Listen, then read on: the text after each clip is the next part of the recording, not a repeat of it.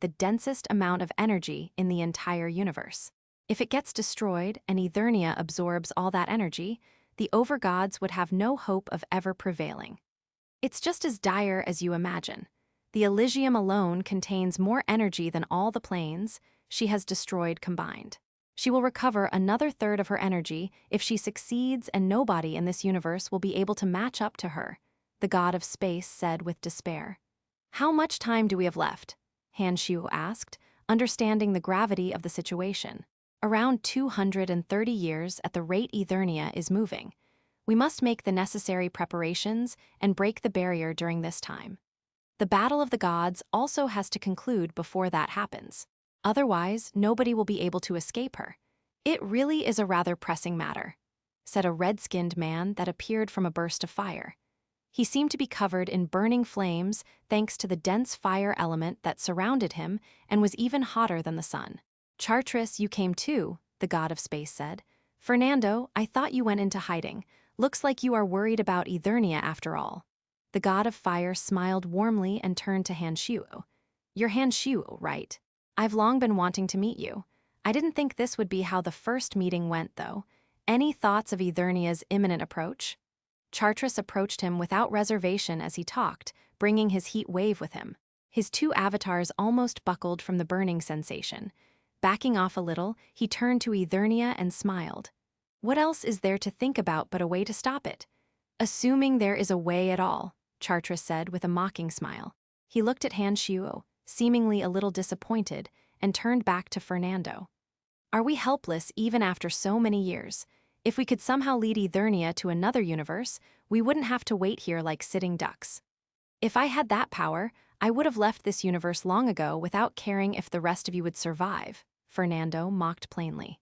He didn't seem too happy to see Chartres. A giant drop of crystal-clear water then appeared before Han Shu and surrounded him before he could react. No matter how much he struggled, he wasn't able to break out of it. A beautiful woman slowly stepped out from the void.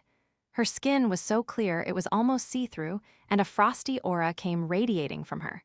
She gave Han Shu a disdained look as he continued to try breaking out. Isn't it a little reckless of us to place all of our hopes in someone like this? There's no way he'll be able to break the barrier even if given 2 millennia. If you had any other ideas, Monroe, by all means give it a try. I will follow your lead if you can break the barrier, Nestor said as he manifested with Kratos and Ammon, staring mockingly at the goddess of water. Monroe humphed and withdrew the water that had Han Shu trapped. Chapter 1015, Gathering of Overgods GDK 1015, Gathering of Overgods Translator, Ryagawa TLC. Hedonist, the water drop left Han Shu's body, allowing him to move again. He took a deep breath and looked at the goddess of water, Monroe, with a dark face, but without snapping at her. Back then, from fighting Ammon, Nestor, and Kratos, he had learned that his avatars weren't a match for quintessence overgods, not before he had perfectly fused all the avatars. It wasn't surprising to him that he wasn't able to deal with her surprise attack. It was plain to him that she didn't like him. She had definitely intended to humiliate him by imprisoning him with her power the moment she arrived, though he knew it wasn't the time to lash out. He made a mental note of how she treated him here today so that his main body may one day pay her back for it once it was done metamorphing. It was obvious to Han Shu that Nestor, Ammon, Kratos, and the others did not show up by mere coincidence. He soon noticed that the god of space, Fernando, was constantly giving off spatial energy to create multiple rainbow-colored paths into this space. The overgods had come at Fernando's invitation. One spatial tier appeared after another, during which the goddess of destiny, Althea, god of light, Asdens, goddess of life, Lena, goddess of wind, Balor, god of lightning, Ranslord, and god of earth, Bergson, appeared in this unique space. Currently, all 12 quintessence overgods had assembled. When Asdens arrived, he saw Han Shu and nodded with a smile. Very well, you are standing with the other side after all. Han Shu knew what he was referring to. Back then, the god of light had warned him to not touch Jayal or he would consider him an enemy. Yet, he killed Jayal off anyway at the Hexapolis. If not for the stigma, even his soul wouldn't be spared. Asdens, even if Han Shu hadn't killed him, he would have died all the same, Fernando said with a furrowed brow. Jayal had imprisoned McKinley for so many years, so this ending is fitting for him. Haha, Fernando, are you suggesting you would have killed him yourself? Naturally, you'd have no problem killing him with your power, but isn't it going a little overboard? Who said I would kill him myself? Carrie has traveled far and wide and has long become a demi-overgod. Even if Han Shu hadn't killed Jayal, Carrie would have eventually dealt with him. Your servants aren't the only ones capable of becoming demi-overgods. Carrie was the city lord of Fantasia. It was said that he had become a peak stage high god quite a number of years ago and embarked on a long journey, only to return to Fantasia 5 years ago as a demi-overgod. Oh, Carrie, huh? I've heard about him. Haha, you think he could have killed Jayal? I've already rebuilt his divine body. Since you're now standing with Han Shuo, you definitely plan on being my enemy as well. Just you wait. I'll make sure you witness the sight of Jayal killing Carrie. Don't blame me for not warning you. He's now as powerful as he was before. I sure am looking forward to it, Fernando said, smirking. He then turned to Althea, seemingly waiting for her to speak. Our time is running out. Fernando already said much, she said as she turned to look at everyone, making sure she had their attention. We only have around 200 years, but my mirror of destiny still doesn't have enough soul power. I'm sure that you have been feeling the pull from Eternia for quite some time now. Without enough souls to nourish the mirror, our quintessence would return to Eternia before she even awakens. Their expressions turned grim at the mention of that. Even Fernando and Asdens had stopped bickering. Han Shuo, I know your main body has been gathering a kind of energy we aren't able to use in Pandemonium. Do you think you can make a breakthrough in 200 years? Althea asked as she turned to him. Althea, can he really break the barrier around Eternia? Lena interjected. Everyone turned to the goddess of destiny concernedly, then back to Han Shuo, implicitly asking the same question. I doubt we can hope for anybody else but him. Back then, that person managed to break through the great divide between two universes to come here. If that was possible, Han Shuo will definitely be able to open the barrier of Eternia. He's our only chance. Even I myself am not confident about it, Han Shu said with a shrug. I can, however, definitely make another breakthrough within that time. The question that even I don't have an answer to is whether that's enough for me to break Eternia's barrier. You definitely can, Althea said. The All-Mother was injured when she erected that barrier, so it's imperfect. I've been watching you since you came to Elysium, and every breakthrough you had brought with it an immense growth in power.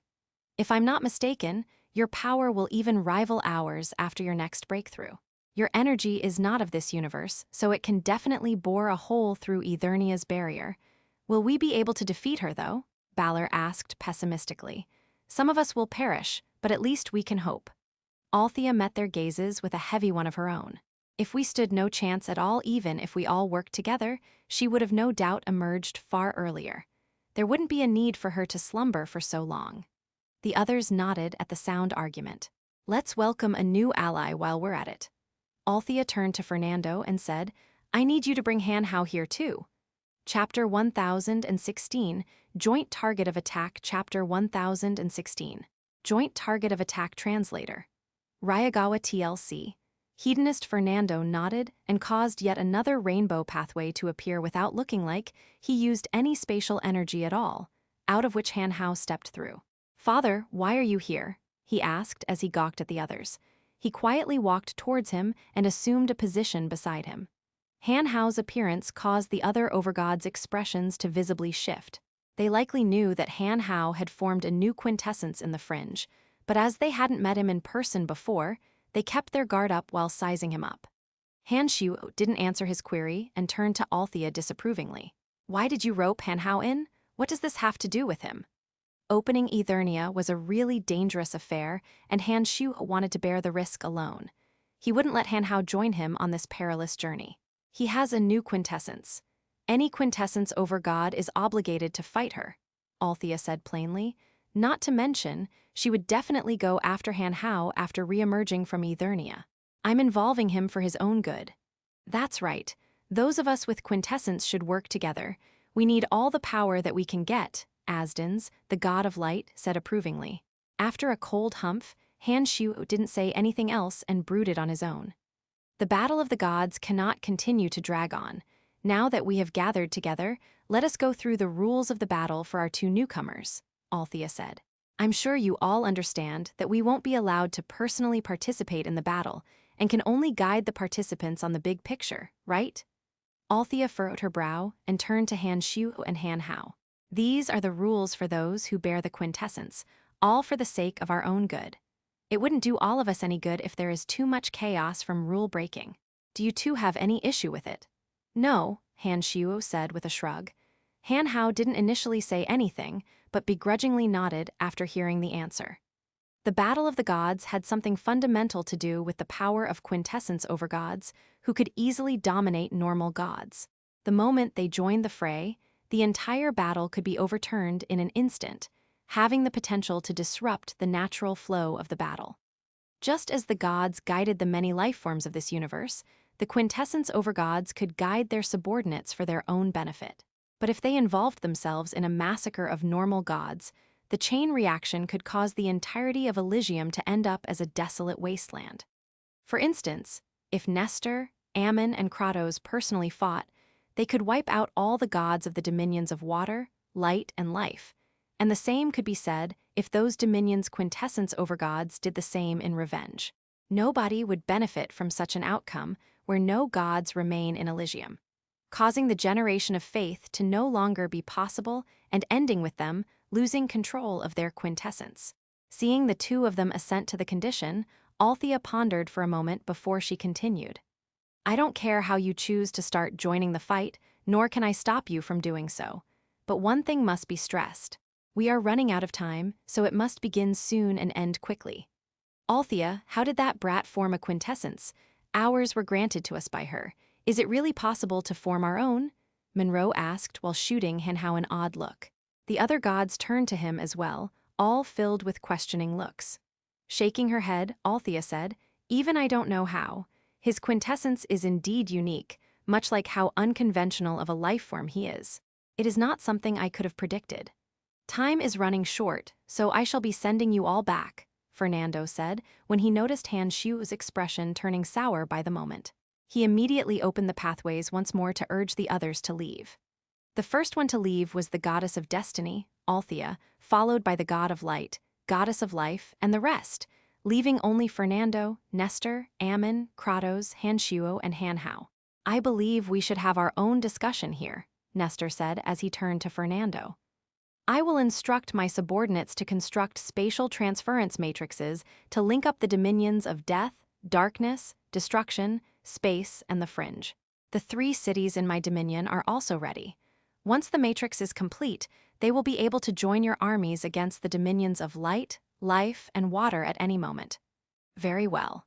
With this advantage, we'll be able to assault and retreat as we please. Nestor then raised an eyebrow and said, However, we don't intend to start with the dominion of light. Then, who will you be attacking first? Han Xiu wondered. The dominion of destiny, Kratos said. All these years, she has watched coldly as our dominions fought among ourselves. Since she has said that even her dominion wouldn't be able to escape this fate, we should let her have a taste of what it's like. Han Xiu's heart skipped a beat as he turned to gawk at Nestor, Ammon, and Kratos. Fernando and Han Hao were just as surprised, however. It didn't sound like they had been joking. Very well. I was about to suggest that from the start, Fernando said, taking a deep breath as some light seemed to return to his empty eyes. The only dominion to escape the damage wrought by the battle of the gods is hers every single time. Who knows how much power they have managed to amass over the eons? Since we have a chance to strike back, we should make them pay. Han Xiu didn't think Fernando would be for the suggestion either. The goddess of destiny's favoritism for her own dominion had gotten on their nerves. The other 3 looked each other in the eye and started laughing abruptly. Nestor said, Since we all want to go there, we should start discussing the details. Brian, I mean Han Xiu, we will need the fringe's full support. After all, the number of elites you have has suddenly shot up. The concept of the passage of time doesn't seem to apply to this space. Only after they had chatted for who knows how long and finalized their plans did Fernando personally send each of them off. When he stopped through the spatial pathway, Han Xiu emerged right above the Hexapolis, the sole city in the fringe. Han Hao didn't come with him and instead asked Fernando to send him to the Dominion of Destruction with Kratos. As god hunters were special gods who had betrayed their respective quintessence over gods, they couldn't generate faith for them, but they were still necessary. Han Hao still needed them. Han Xiuo wasn't in a rush to return to Pandemonium. Instead, his avatar went looking for Salas and Wasir at the Hexapolis to ask them to prepare for the arrival of those from the Dominion of Space. Carrie had acted much faster than he had imagined. Right after he asked for Salas and Wasir in the Hexapolis, Carrie appeared outside the city in a bright flash. After announcing his identity, he entered and started discussing the matter of the transference matrix with Salas and Wasir. Salas, Wasir, work with Carrie to get the transference formation ready in short order. Han Shu didn't say anything else, leaving everything to Carrie before heading to Pandemonium. 10 years swiftly passed, during which many transference matrices had been set up all over the Fringe and the dominions of death, destruction, and darkness. They were now fully prepared for war. Han Shuo's main body could now use a super-spatial refraction mirror to communicate with the other 3 quintessence overgods in their respective dominions. These days, they were reorganizing their forces into one before their imminent attack on the Dominion of Destiny. But during such a crucial time, Han Xiu received word from Han Hao through his magic mirror that the dominions of light, life, and water had started attacking the Dominion of Destiny before they did. It was a completely unexpected turn of events for everyone involved. At the same time, the dominions of earth, wind, lightning, and fire announced the formation of an alliance to attack the Life-Water-Light Alliance's dominions while they were away. That was how the unprecedented battle of the gods started. Chapter 1017, Taking a Slice of the Pie GDK 1017. Taking a Slice of the Pie Translator, Ryagawa TLC. Hedonist Han Shuo's body was still absorbing mystical yin using the harvester, while his avatar continued to strategize for the battles with the other elites in Pandemonium. The sudden attack from the dominions of light, water, and life against the Dominion of Destiny was something he hadn't expected, so he had to gather the forces of the Fringe immediately so that he would be able to react in time. Before Han Shuo had finished the briefing, an odd twist in the spacetime fabric manifested above Pandemonium, where then Fernando emerged. He took a glance at Han Shuo and the others before smiling at him and invited, "I believe we should travel to the skies of the Dominion of Destiny to take a look, since you might not know how the Mirror of Destiny channels its power. Let me take you there." Ballins, Stratham, and the rest stared wide-eyed at Fernando when he appeared, their faces filled with doubt that morphed into terror and shock when Han Shuo told them who he was. One of the most mysterious existences on Elysium, the ancient god of space, had personally come to Pandemonium of all places. That immediately implied that Han Shuo was now more or less on the same standing as the quintessence over gods. "Can you wait for a bit?" Han Shuo asked. Fernando nodded with a warm smile. "There's no rush, I'll wait." After hearing the conversation, most of those in the room stared at Han Shuo with worshipful expressions, while some had their jaws dropped to the ground. Phoebe, Emily, and the other women looked at him hungrily as if they wanted to devour him. It was unimaginable to them that a quintessence overgod would wait for anyone. Han Shuo merely smiled and rushed through the rest of the matters before following Fernando into his spatial tunnel. In the airspace of the Dominion of Destiny, Han Shuo and Fernando stood above the clouds as they looked down on the vast area. There were many ant-like dots far below them, all of whom were gods of Elysium. They didn't just look like ants, they might as well be, given how easily Han Shuo and Fernando could crush them. Look there. The Mirror of Destiny is at the top of the shrine, and the many fine lines connecting to the people below are their marks of fate. Fernando explained the various aspects of the mirror that normal gods weren't able to perceive. From Han Shuo and Fernando's point of view, they did see a large mirror in the sky that let out really fine threads. There were easily billions of them, many intersecting with one another, and a particular bunch pulsed with a strong life force. The gigantic mirror seemed to be reflecting the fates of most people on Elysium and absorbing some trace of energy from the gods below. Every time a god fighting down there perished, the corresponding thread of fate would grow longer and thicker, causing the already dense mirror surface to look more and more like a tight net. Colorful fist-sized lights could be seen moving about the strings. The lights seemed to draw the other strings in. The moving clumps of light represent Eternia. Althea used them to mark the moving city. The closer Eternia is, the more threads would be enveloped in the clump of light, resonating under the effect of Eternia. Fernando sighed and continued. However, that is not Eternia's purpose. The gods below can't even feel its influence on them. Only the 12 of us are able to feel its pull as our quintessence grow more and more out of our control. What does the mirror do to weaken the pull? Hanshu asked. Just watch. With each god down there that perished, the mirror of destiny will cause the energy in their divine soul to be unleashed. That way, their threads will grow thicker, and the net will become tighter and denser. Althea can then move the threads of the dead gods to make a net that can mitigate the pull from Eternia. The denser and larger the net, the better it works to stop the pull. Hanshu started to make sense of what he was seeing. The net did indeed grow with the deaths of the gods below. I didn't think the mirror could be used this way. It's no wonder why everyone says that the most mystical of energies is that of destiny. After some hesitation, he asked, since the net is woven by Althea, will it boost her power? He couldn't be faulted for having those doubts. If Althea could really make use of the energy from the souls of normal gods to weave a net like this, the net must be of truly mystical sort. If it could be used to block Eternia's pull, what other abilities did it have? Fernando paused at the question before shaking his head with an odd expression. I'm not too sure about that, but it isn't hard to imagine there being another use case for it. All these years, the power of destiny has been growing in Althea. Nestor and the others also suspect that apart from mitigating the pull from Eternia, the mirror is also helping Althea. They believe that she is hiding something from us, but mitigating the pull is not something we can do without, so nobody actually confronted her about the matter. Hearing Fernando say that, Hanshu had a thought. He nodded as he figured that the other 11 quintessence overgods probably had their grievances with that too. But as long as they needed her power to resist Eternia's pull, they couldn't really bring the matter up. I believe that must be part of the reason Asdens targeted the Dominion of Destiny.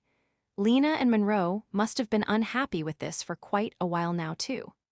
After all, the Dominion of Destiny hasn't participated in every other battle of the gods and benefited much over it. Since Althea herself said that even her people wouldn't be able to evade the war this time, the others finally got a good reason to vent their frustrations. Fernando relished in the schadenfreude. He definitely had some pent-up frustration as well. I think it must be because some destiny divine souls have to be sacrificed this time around. There's no way she would sacrifice her own subordinates otherwise, Hanshu said. Well, who knows? Either way, even if Althea again chooses to watch from the sidelines and let us battle it out, I believe neither Asdens nor Nestor would let her have it her way. After all that sacrifice, their subordinates couldn't really grow or improve, so they ended up having much fewer elite fighters to count on. Still, the Dominion of Destiny is really amazing. They actually managed to hold the 3 armies of the other dominions back, Hanshu exclaimed. At that moment, 7 astrarium-weeding old crones were sent out to fight. All of them were peak-level high gods. They used their astrariums to form a heptagonal star, and used it to guide astral debris to come crashing down into the ranks of the enemy, claiming many lives of light, water, and life gods. The power of destiny has something to do with the movement of celestial bodies. Those 7 have been with Althea for a long time. Even if they weren't able to become demi-overgods, their combined power enhanced by their astrariums make them about as powerful as an overgod. If they work together, even quintessence overgods like us would have trouble dealing with them. Althea must have been intentionally hiding the power she had gathered, making people think that the Dominion of Light is the strongest one in Elysium. Asdens really suffered a humiliating slap by her this time around. Most people did indeed believe that the Dominion of Light was the strongest of them all. When the Keepers of the Light showed up, many dominions had to be wary of them and evade them. The 3 keepers came to be synonymous as the strongest demi-overgods, but even then, they hadn't made their way to the Dominion of Destiny before. People thought that was because Asdens had a deal with Althea to not cause trouble for her, but now that seemed to be far from the truth. It now appeared that Asdens was long aware of the power of the dominion of destiny. Had he sent his keepers there to cause trouble back then, they probably wouldn't be able to escape alive from the 7 old crones. Marveling at the might of the dominion of destiny as he watched many gods perish at the hands of the crones, Han Xiu saw the energy of their divine souls vanish before he suddenly had a thought. Could he use his cauldron to take a slice of the mirror's pie? Chapter 1018, Sneaky JDK 1018. Sneaky Translator, Ryagawa TLC. Hedonist Han Xiu almost fell on his face from the sudden epiphany. Ever since the demon generals his cauldron had collected mysteriously morphed into his 13 avatars, he no longer had any demon generals he could utilize. To use the cauldron to its maximum potential, the number of demon generals played a pivotal role. Seeing the gods die one after another as the threads got denser and denser, he was tempted to take some divine souls from the goddess of destiny. However, the net she was weaving was necessary to block Eternia's influence. He could risk decreasing its power output and thereby allowing Eternia to have a greater effect on the 12 quintessence over gods. That might earn him their ire and cause them to wipe him out. That was the reason he didn't dare to act nor tell Fernando about his desire. Even though he tried to be wary, that notion was irresistible to him. He was tempted by the sheer number of souls down below and fantasized at being able to use some for himself. As the gears of his mind spun, he suddenly came up with an excuse to do so. At that moment, a light came zipping out from the underground of Pandemonium towards the dominion of destiny, which wasn't that far off from the fringe. The cauldron of myriad demons accelerated at maximum speed until it reached the war zone. Then, it stealthily weaved across the war zone to absorb the freshly dead divine souls, managing to collect hundreds of them in no time. Secretly elated, Han Xiu kept his cool and continued to chat with Fernando while sneakily looking at the soft, black light the cauldron emanated as it collected the souls. Those old crones are a little too powerful. The dominions of light, water, and life might not be able to do much damage at all. The ones who are dying now are mostly from their dominions, while the dominion of destiny isn't suffering much losses, Han Xiu said, trying to distract Fernando from seeing what he was doing. Fernando chuckled and said, "That might not necessarily be the case. Asdens definitely knows what the dominion of destiny is capable of, so he didn't come unprepared. There's no way someone as ambitious as him would do anything he wasn't confident in. Not to mention, the other 2 dominions aren't easy pickings either. They won't lose too badly against the dominion of destiny." Fernando's prophecy seemed to come true immediately as the tide of battle turned. A few demi-overgods appeared behind the troops of the 3 dominions. Back then, they seemed to be discussing how to deal with the 7 old crones, but now they were charging at them. One of them was Jael, who the god of light had revived. He was donning his holy Aurum armor in his impressive charge. Apart from the dominion of light, the other 2 also had their own demi-overgods joining in. The one from the dominion of water was a gentle and beautiful woman who swirled into the fray as if she didn't have a single bone in her body. Nobody saw how she attacked, but a floating pool of water suddenly appeared beside the old crones and submerged them. The demi-overgod from the dominion of life was a man who loudly sang praises to the goddess of life as he emanated waves of life energy across the battlefield. Any combatant on their side who was still alive would be restored to full combat capacity regardless of how severe their wounds. Apart from those 3, 2 other demi-overgods flanked the 7 crones on both sides despite the barrage of the astrariums, slowly closing the distance between them and the crones. With every step the 7 crones took backwards, many gods of the dominion of destiny would be killed. They no longer had an absolute advantage. The dominion of destiny's army seemed to be wavering against the sudden intense onslaught. Now, it seemed the other 3 dominions were holding a slight edge. Han Xiu was overjoyed at how chaotic the battle was turning. He wanted nothing more than for the slaughter to speed up even more. The gods didn't notice the soft black light above them that was absorbing divine souls from both sides. Another 300 souls were snuck into the cauldron without anyone noticing. It was at that time that suddenly, the cauldron decided to stop being sneaky and it began absorbing souls at a ravenous rate.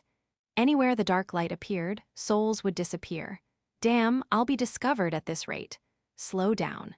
At that moment, an odd sound could be heard from the Shrine of Destiny, before the mirror flashed and displayed an image of the cauldron.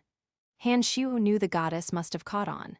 Both of you, please come to the shrine, she said by sending a strong spirit wave. Fernando, still unaware of the situation, descended towards the shrine. Han Xiu hesitated for a bit before following him. Althea, why did you ask me to come down? Can't I watch the fight from above? It isn't against our agreement, right? The shrine was made of an unknown material that somehow made the interior look like the galaxy, with countless moving stars. Han Xiu felt a little off when he stood upon it. Althea didn't answer Fernando's question and instead calmly looked at Han Xiu. Han Xiu, are you trying to cause trouble for me? Fernando looked to Han Xiu oddly and asked, what's going on? Take a look yourself. Althea waved and showed a projection of what the cauldron was doing. It was all too clear that Han Xiu was collecting souls, so he couldn't talk his way out of it. Awkwardly, Han Xiu laughed. Well, there's so many souls going around, so I reckoned it shouldn't affect you much. My demonic artifact can absorb souls like your mirror after all, and I'm only going after the leftovers. Not to mention, this will strengthen it and have a huge effect on the growth of my cultivation. I'll be able to reach the level you expect much quicker. I thought you wouldn't mind that, to be honest. Han Xiu, that wouldn't be too appropriate, would it?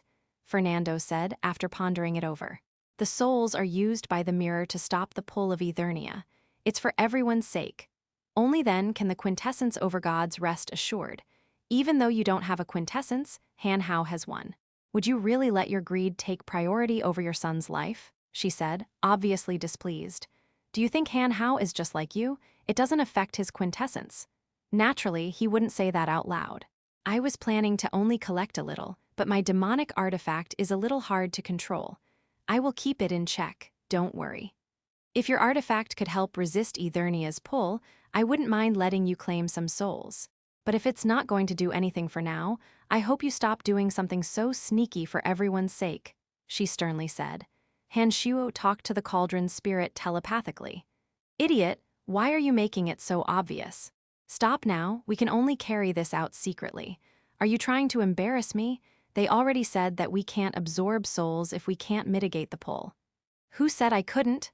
The cauldron's spirit snapped back. As long as I have enough souls in my body, let's say the power of 10,000 souls, I can mitigate part of the pull. If I have 100,000 souls to convert into demon generals, I can take on all of it. There's no need for that stupid mirror of destiny at all. Are you sure? Master, if I have 200,000 souls, I can even smash Eternia's barrier directly. Han Xiu, what do you mean by this? Althea said coldly. Nobody had dared to ignore her like that, and that was what Han Xiu appeared to be doing when he was communing with his cauldron. It displeased her greatly. I think I'll have a slice of that pie after all, Han Xiu said with a smile after taking a deep breath. Chapter 1019. Intensifying Battle GDK 1019. Intensifying Battle Translator. Ryagawa TLC. Hedonist earlier, Althea was only just mildly annoyed. But after hearing what Han Xiu just said, her expression turned into a scowl and she no longer hid the anger she felt towards him.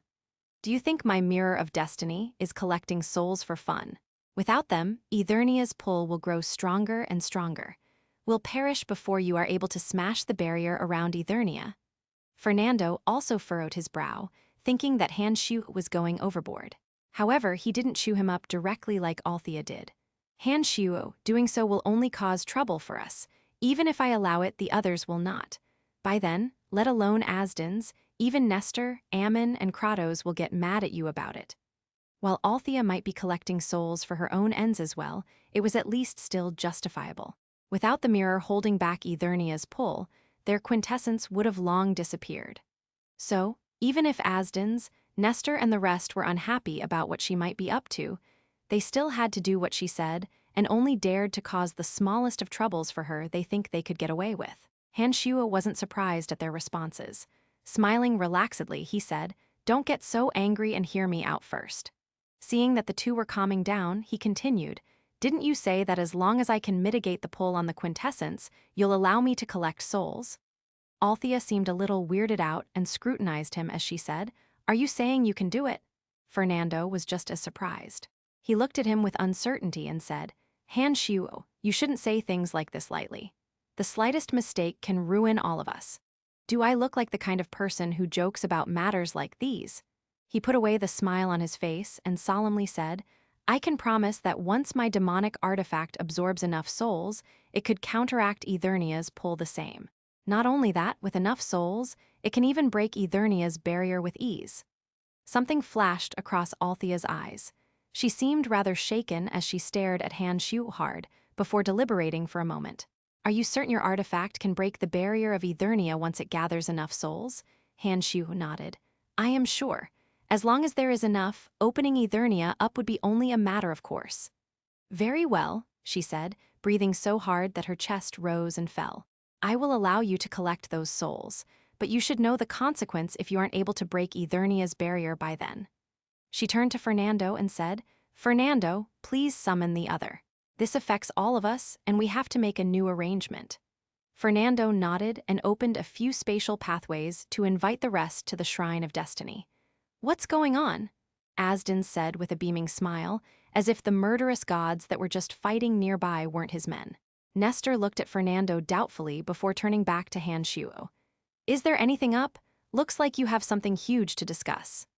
Althea, seeing Monroe, Lena, and Asdens appeared, furrowed her brow ever so slightly as if she was unhappy about them attacking her dominion. She proceeded to brief the rest on the situation. When all of them heard it, they turned to Han Shuo with a doubtful look. Monroe was the most direct. Are you sure this kid isn't just making things up? This isn't something you should joke about. If he isn't certain, doesn't that mean we'll all die if he fails? Althea, don't you think it's pretty reckless of you to place our survival on the brat? Many others thought the same. They didn't believe Han Shuo actually had the ability to do that. Nestor, Ammon, and Kratos didn't express their opinions on the matter, but they didn't stand up for Han Shuo either. I'm not sure if what he says is true, but I believe we should gamble on it. We don't have much time left, so we can't give up on any chance. But I have an idea for a fail-safe measure. I hope you will all agree to doubling the casualties in this war. With that, even if Han Shuo's method doesn't work, my mirror will still have enough souls to mitigate the pull. What do you think? This is a good idea. It can't hurt to be doubly prepared, Nestor said, having not participated in battle up till now. Ammon, Kratos, and Fernando also seemed to approve of the idea. Only Monroe, Lena, and Asdens hadn't said anything yet. They were the ones who had suffered the most so far in the battle, so having more casualties might not necessarily be a good thing. What is your personal opinion, Althea? Asdens asked, his smile having faded long ago. I believe it's worth trying. If he can open Eternia up, sacrificing more souls is worth it. At the very least, it might give us a chance to kill her before she emerges from Eternia on her own accord. Haha, Asdens, Althea herself isn't against it while your side has the upper hand. So what are you worried about? Don't tell me you're chickening out, Nestor egged on. Fine, Asdens laughed heartily and said, since Althea isn't afraid, why should I be?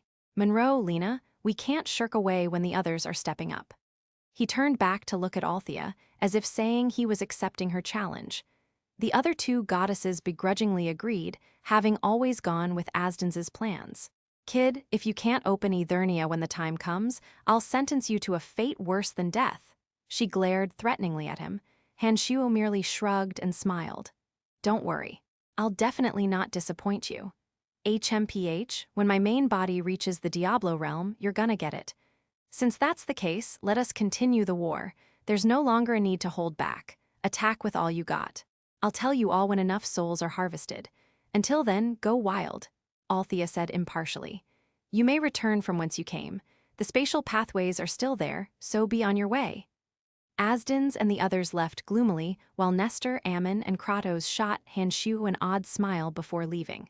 Right as Han Shuo was about to leave with Fernando, Althea suddenly said, Let me claim the souls on this side. You can claim the ones on the other front near the Dominions of Light. Having two people claiming souls at the same location would cause quite a conflict, so Han Shuo found it to be rather reasonable. Very well, I'll head to the Dominion of Light then. Fernando, I'll have to trouble you to send me there. No problem. Fernando smiled and opened up a new pathway before going in himself first. Han Shuo gave Althea one last look before following Fernando through. The next moment, he noticed that he was now at the dominion of Light's Killamountain Range. This was the place anyone would have to pass when entering the dominion of Light. There were 1,000 mountains of varying sizes, hence the name. Currently, there were countless gods battling each other. Those from the dominions of wind, fire, lightning, and earth chased down the ones from the dominions of light, water, and life, and forced them further into the dominion of light. It was apparent from the countless enemy guardians they slaughtered that the alliance of 4 dominions had the upper hand. But fortunately, the dominion of light had erected countless energy towers on the mountains that all emanated sacred light, which helped them stave off the harsh pursuit somewhat. The dense energy towers consumed an unimaginable number of energy crystals. The dominion of light must have prepared them for the dominions of death, darkness, and destruction, but they had no choice but to use it to weather this unexpected assault from an alliance they did not expect. Han Shu saw countless souls floating in the sky and began to laugh with excitement. Without hesitating, he brought the cauldron of myriad demons and began to claim them. Chapter 1020, Giving You Hope GDK 1020, Giving You Hope Translator. Ryagawa TLC. Hedonist Han Shu loved to meet people who were about to die sooner or later, so each one of those souls he saw were like the most precious medicinal material to him. If anyone were to be more enthusiastic about this than he was, it would no doubt be the cauldron of myriad demons. It turned into a beam of black light and zipped around the mountains nonstop. As Han Shu's demonic artifact, it became stronger and stronger as Han Shu's mental realm rose, and the more it started to act on its own accord. Even though Han Shu's main body was still controlling the cauldron all the way from Pandemonium, the cauldron spirit didn't need him to steer it and was able to unleash devastating power by itself. Anywhere the cauldron flew, the souls in the area would be sucked into it. In a single round around the mountain range, it got more than 600 divine souls. Althea did keep her promise to not take the souls in this area, letting Han Shu absorb them with his cauldron without issues. The more the battle intensified, the more excited he became. Soon, it became clear that the gods from the dominions of light, life, and water could no longer resist the onslaught, not to mention the energy crystals powering their energy towers were running out. Continuing to fend off the assault of the fire, lightning, wind, and earth gods at the mountain range was no longer sensible, so they began to retreat. The intensity of battle died down slightly as a result. Only a few of the retreating gods were killed as they retreated in an orderly manner towards the closest fortress, Luminous. Han Shuo, Nestor, and the others sent word that they want to start attacking the Dominion of Earth and asked to have your forces meet up with theirs at the Dominion of Destruction. Fernando said right as Han Shuo was watching the cauldron claim souls with a smile on his face.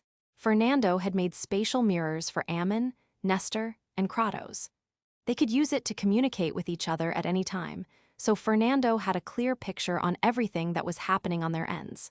Oh, Han Shu stopped smiling and said, Nestor and the rest really know how to pick a time. I happen to notice that the wind, fire, lightning, and earth dominions have the highest population and are the closest to the dominion of destruction. I guess earth might be the weakest of them all, and it would take quite some time before wind, fire, and lightning would be able to send their reinforcements. That should be more than enough for the Dominion to be ravaged heavily. Perhaps they thought that Nestor and the others would sit and watch, so they picked this time to attack the Dominion of Light. Nestor and the others are sneakier than they make themselves up to be, Fernando said. Han Shu nodded in agreement with that assessment. I'll stay here to continue collecting souls, while my main body in Pandemonium will instruct my subordinates to go to the Dominion of Destruction using the spatial formation you set up. What will you be doing? Are you heading back to the Dominion of Space first? I will. I'll get things in order first before checking in on Nestor and the rest at the Dominion of Destruction. If you need anything, feel free to contact me using the spatial mirror. I will come to you in an instant. Then, Fernando left through a spatial tier. Having Fernando as an ally really is lucky, Han Shu thought. Being able to stay connected with allies during such a large-scale battle was not just a great convenience, but also a great strategic advantage. With Fernando in their team, Han Shuo and the rest could remain a cohesive unit as well as be able to come up with solutions for urgent situations even when they were far apart. It was for this reason that Nestor and the others didn't leap into battle until they were certain Fernando was going to join them. In the past few battles of the gods, they had lost more often than they won. But the one time when they worked with Fernando, they got a really huge advantage and won. As such, the three considered Fernando to be of exceptional strategic value to them. For all crucial matters, they would always seek his opinion and only act once he agreed with what they were going to do. Seeing Fernando leave, Hanshu stealthily made his way to the mountains to continue using the cauldron to harvest souls. Even though his main body wasn't here, his avatar wasn't someone just anybody could take on. In fact, they couldn't even detect his presence on the battlefield. Meanwhile, his main body used his powerful consciousness to inform Salas, Wasier, Strathome, Balins, and other elites in the Fringe to gather their forces before heading to the Dominion of Destruction. Even though his body was underground, he was still able to easily tell what was happening all over the Fringe. Going back to the Dominion of Destruction? Gosh, we won't be hunted down the moment we set foot there, will we? Some of them wondered. That's right. Back then, we were chased out of there for we had offended far too many people in that Dominion. They even swore to never let us in ever again and would kill us if we do. Wouldn't we just be killed in an instant? Said another. They were those who had fled from the Dominion to come to the Fringe. For all sorts of reasons, they were declared public enemies of the Dominion and exiled by the city lords and guardians there, forbidden from ever returning. And now, after having finally settled down in the Fringe, they were told to return to the Dominion, which flabbergasted many of them. When they were exiled, they had given up on all hope of returning to the Dominion. Even though they were its natives and still had family members there that they wanted to see, they didn't dare to risk it, especially after the arduous trip they took to come to the Fringe. What's all the commotion about? Someone asked from afar. Salas descended around the fearful gods and said, "Why are you afraid at a time like this?" Lord Salas, it's not that we don't dare to return to the Dominion of Destruction. We're just worried we will cause trouble for everyone. After all, our reputation there is far too bad. The moment we arrive, they might come to cause trouble for all of you on our account. Do you think we should stay back instead? Said the leader of the worried fellows. Hearing that, Salas was reminded of their sensitive identities. Furrowing his brow, he wanted to reach out to Hanshuo, but before he even used his spatial mirror to contact him, Hanshuo sent a strand of his consciousness with a message. It's fine, they can go. Kratos has given the order. Nobody would dare to attack anyone from the Hexapolis, even if they have been exiled from the dominions of death, destruction, and darkness. If there's any problem, I will bear all responsibility. Salas smiled and announced, I just got a message from Pandemonium that anyone from the dominions of death, destruction, and darkness will be able to return without any problem. He has negotiated with the three overgods to make sure there will be no issue. The gods, upon hearing that, were filled with excitement and hugged one another at the center of the Hexapolis, dancing with joy nonstop. They had been forbidden from returning to see their family and friends for so long that nobody could easily understand the pain they felt. Never had they imagined that the chance to return would come to them. They were all too overjoyed when they heard Hanshuo's promise to them and couldn't praise him more than they already have. All right, you damned fools, shut up, all of you. Now get in line and head to the transference matrix. Salas yelled, though he couldn't help but smile. He wanted to return to the Dominion of Lightning badly as well. Salas used to be quite the hero there back in the days, and there were quite a few people there that he couldn't just bring himself to let go and cut ties completely with. These past many years after he became a demi-overgod, he often snuck back there secretly, though he was always afraid he would be discovered by the Guardians or attacked by the God of Lightning. But now, Salas saw hope in being able to return to the Dominion one day and even get revenge against his sworn foe without worrying about the God of Lightning. That thought caused happiness to bubble uncontrollably in him, so he could empathize with these gods as well. Chapter 1021, A1,000 Demon Guards, GDK 1021. 1,000 Demon Guards Translator. Ryagawa TLC. Hedonist Hanshu was unaware of Salas' past, nor did he know what he was thinking now. However, he could feel how agitated Salas felt with a simple sweep of his consciousness. He didn't say too much and continued to absorb mystical yin after he gave his instructions. To him, while the Battle of Elysium was important, his own cultivation was even more crucial. Eternia would open one day, and that was when all his debts were due. Monroe, Lena, and Asdens had tolerated his requests so far, but once he was no longer of use to them, there was little doubt that they would act out against him. Given what Ammon, Nestor, and Kratos had said, Han Xiu long had a rough idea what the others intended. They would wait for him to open Eternia and attack him before he even got to enter. After all, the inheritor of the exalted demon lord Gu Tianzai's legacy was just as much of a threat to them as the All-Mother was. While Ammon and the other two had said that they would help him when the time came, he couldn't be sure he could trust them yet, so he wouldn't leave his fate in their hands. As a result, the only thing he could do was to continuously increase his strength at any cost, no matter what methods he used. That was the reason he was willing to risk angering the other quintessence overgods to absorb some of the souls meant for the Mirror of Destiny for his own use. A trail of electricity that was barely visible to the eye entered his demon body, causing his flesh, bones, and innards to pulse nonstop.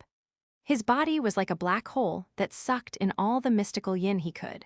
Mystical yin had gathered on Elysium, completely untouched and unused, for eons, so the amount available was unimaginable. But by using the ninth realm mystical yin harvester, he would be able to absorb all of that within 2 centuries. Moments later, his body hardened like stone once more as he continued to absorb the abundant energy. His main body basically never left Pandemonium, while his clone was lingering around the dominions of light, life, and water. Anywhere battles occurred, his avatar appeared with the cauldron of myriad demons to absorb the souls of dead gods. Each time, he was just as elated to witness his growing harvest. Meanwhile, the attacking armies of those dominions had to return from the Dominion of Destiny as their own home turf was being attacked. Their champion, Jayal, led them back before managing to destroy the Dominion of Destiny.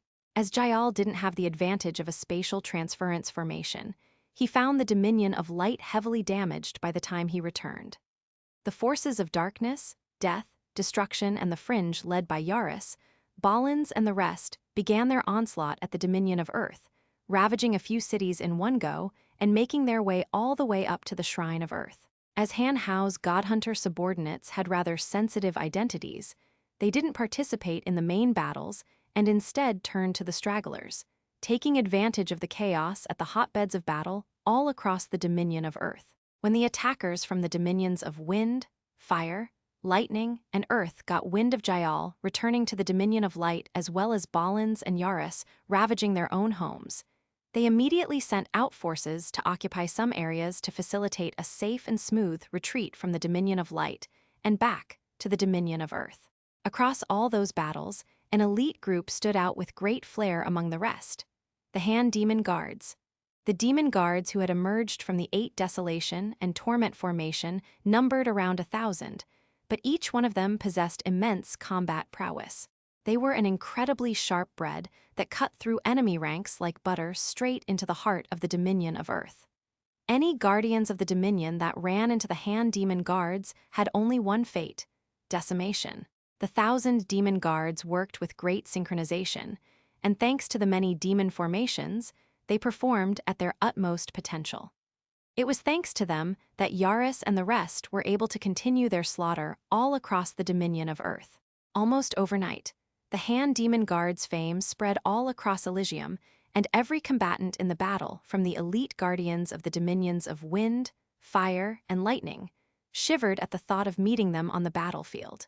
They quickly sent scouts to monitor the Han Demon Guards to try to find a way they could deal with them. The whole of Elysium now knew of the Han Demon Guards and were trying to come up with countermeasures for them to close the distance between them.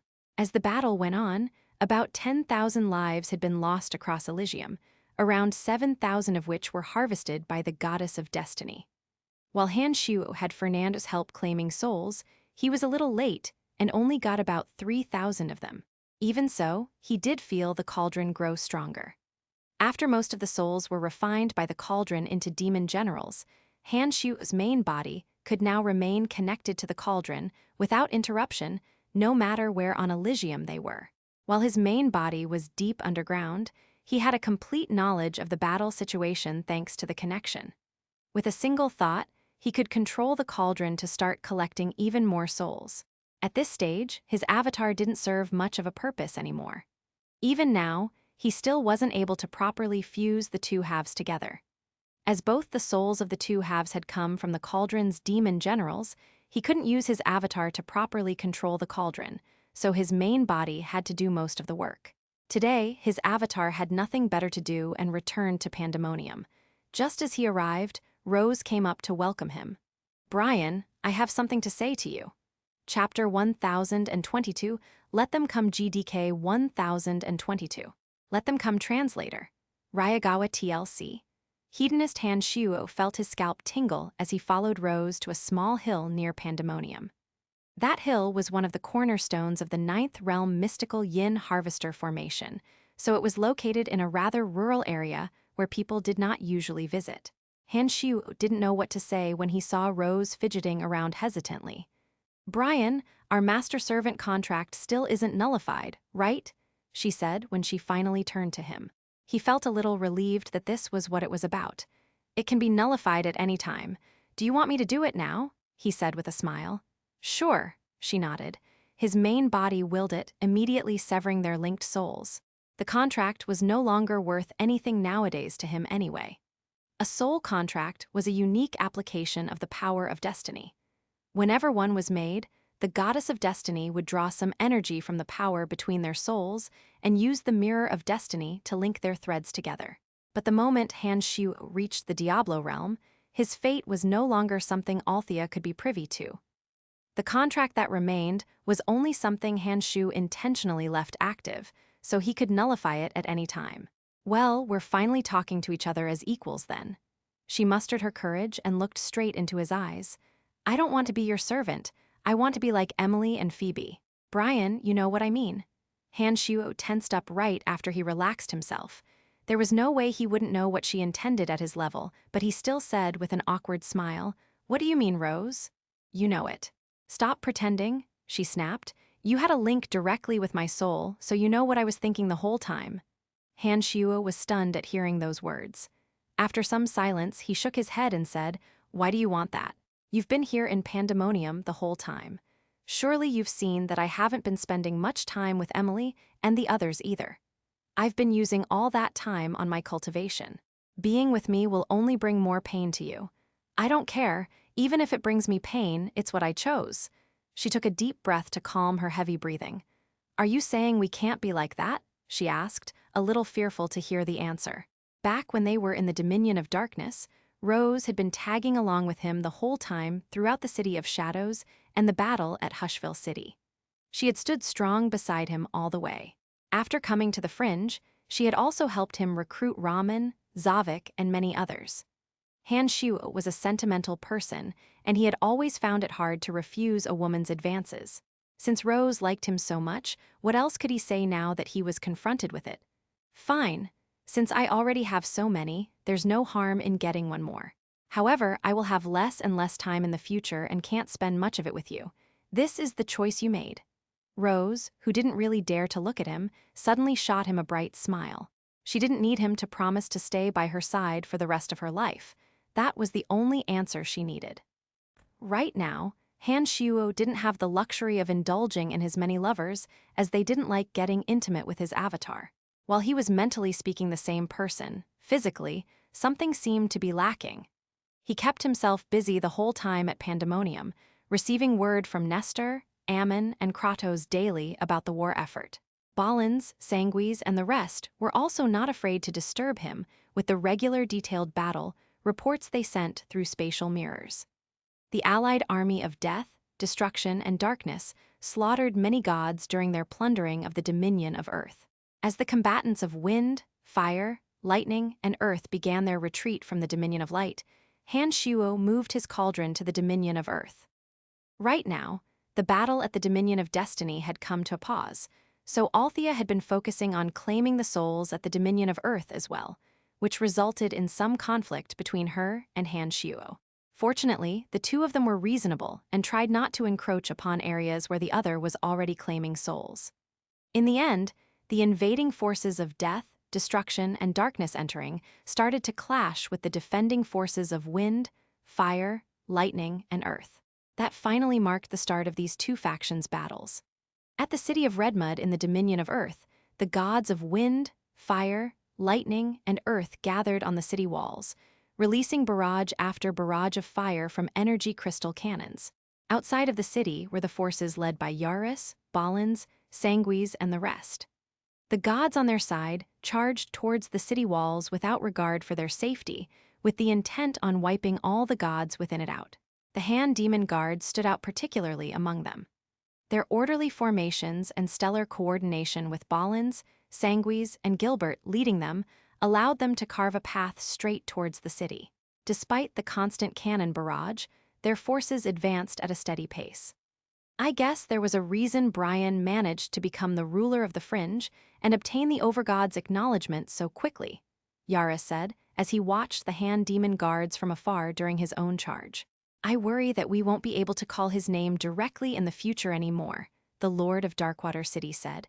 It was no wonder that we lost to him back then. Now, I look at that loss like a badge of honor, the Lord of Darkstone City said. Not bad. Losing in a fight to someone like that can hardly be called humiliating. It's an eternal honor to have faced off against someone like him, Yaris said. Quick, the folks from the Fringe are showing us up. If we don't try harder, our lord will be displeased. Hearing that, the fighters from the Dominion of Darkness charged more fervently towards Redmud. We've breached it. Ha ha ha, Sanguis said, a strong, bloody air wafting all over him. With a wave of the bloody greatsword in his hand, the gods on the defensive walls died from their blood going out of control, bleeding out of all their orifices. Using that chance, Sanguis, Gilbert, and Balins were the first to step onto the walls. They proceeded to kill off all the other gods that were operating the energy crystal cannons. With the barrage now halted, the only defense that the city had was its barrier. City barriers only had limited defense capacity, so the one of Redmud was overloaded soon after the other charging gods attacked it. It shattered audibly, exposing the entirety of the city to the invaders. Kill!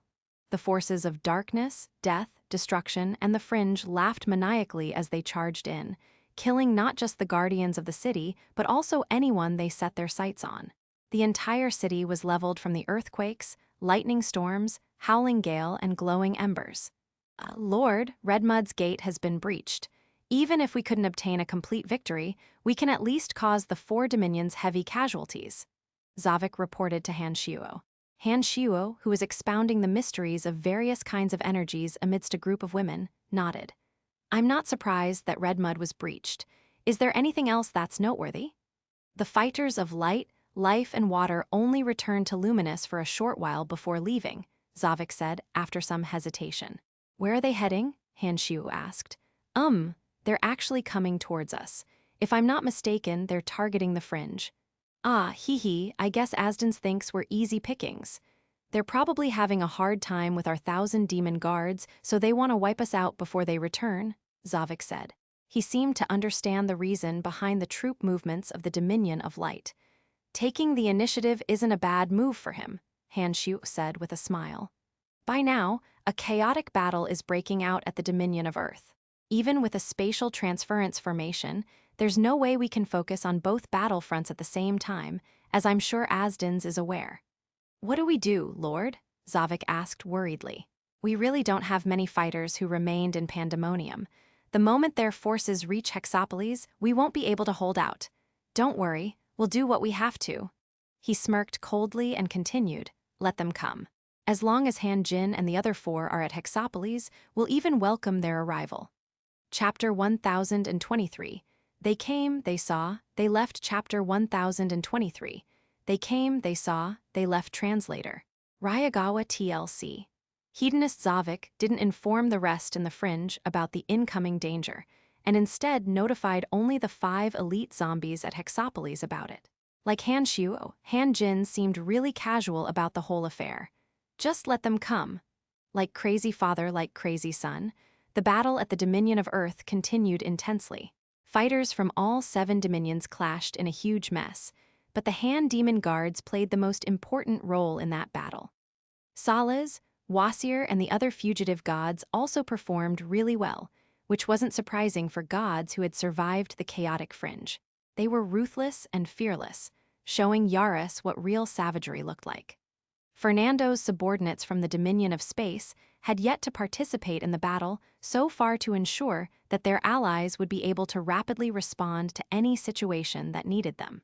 After all, if the Dominions of Light, Life, and Water could surprise attack the Dominion of Destiny, and the Dominions of Earth, Wind, Lightning, and Fire could launch a surprise attack on the former alliance in their absence, there was also a good chance the Dominion of Darkness, Death, and Destruction, as well as the Fringe, to be attacked at any time.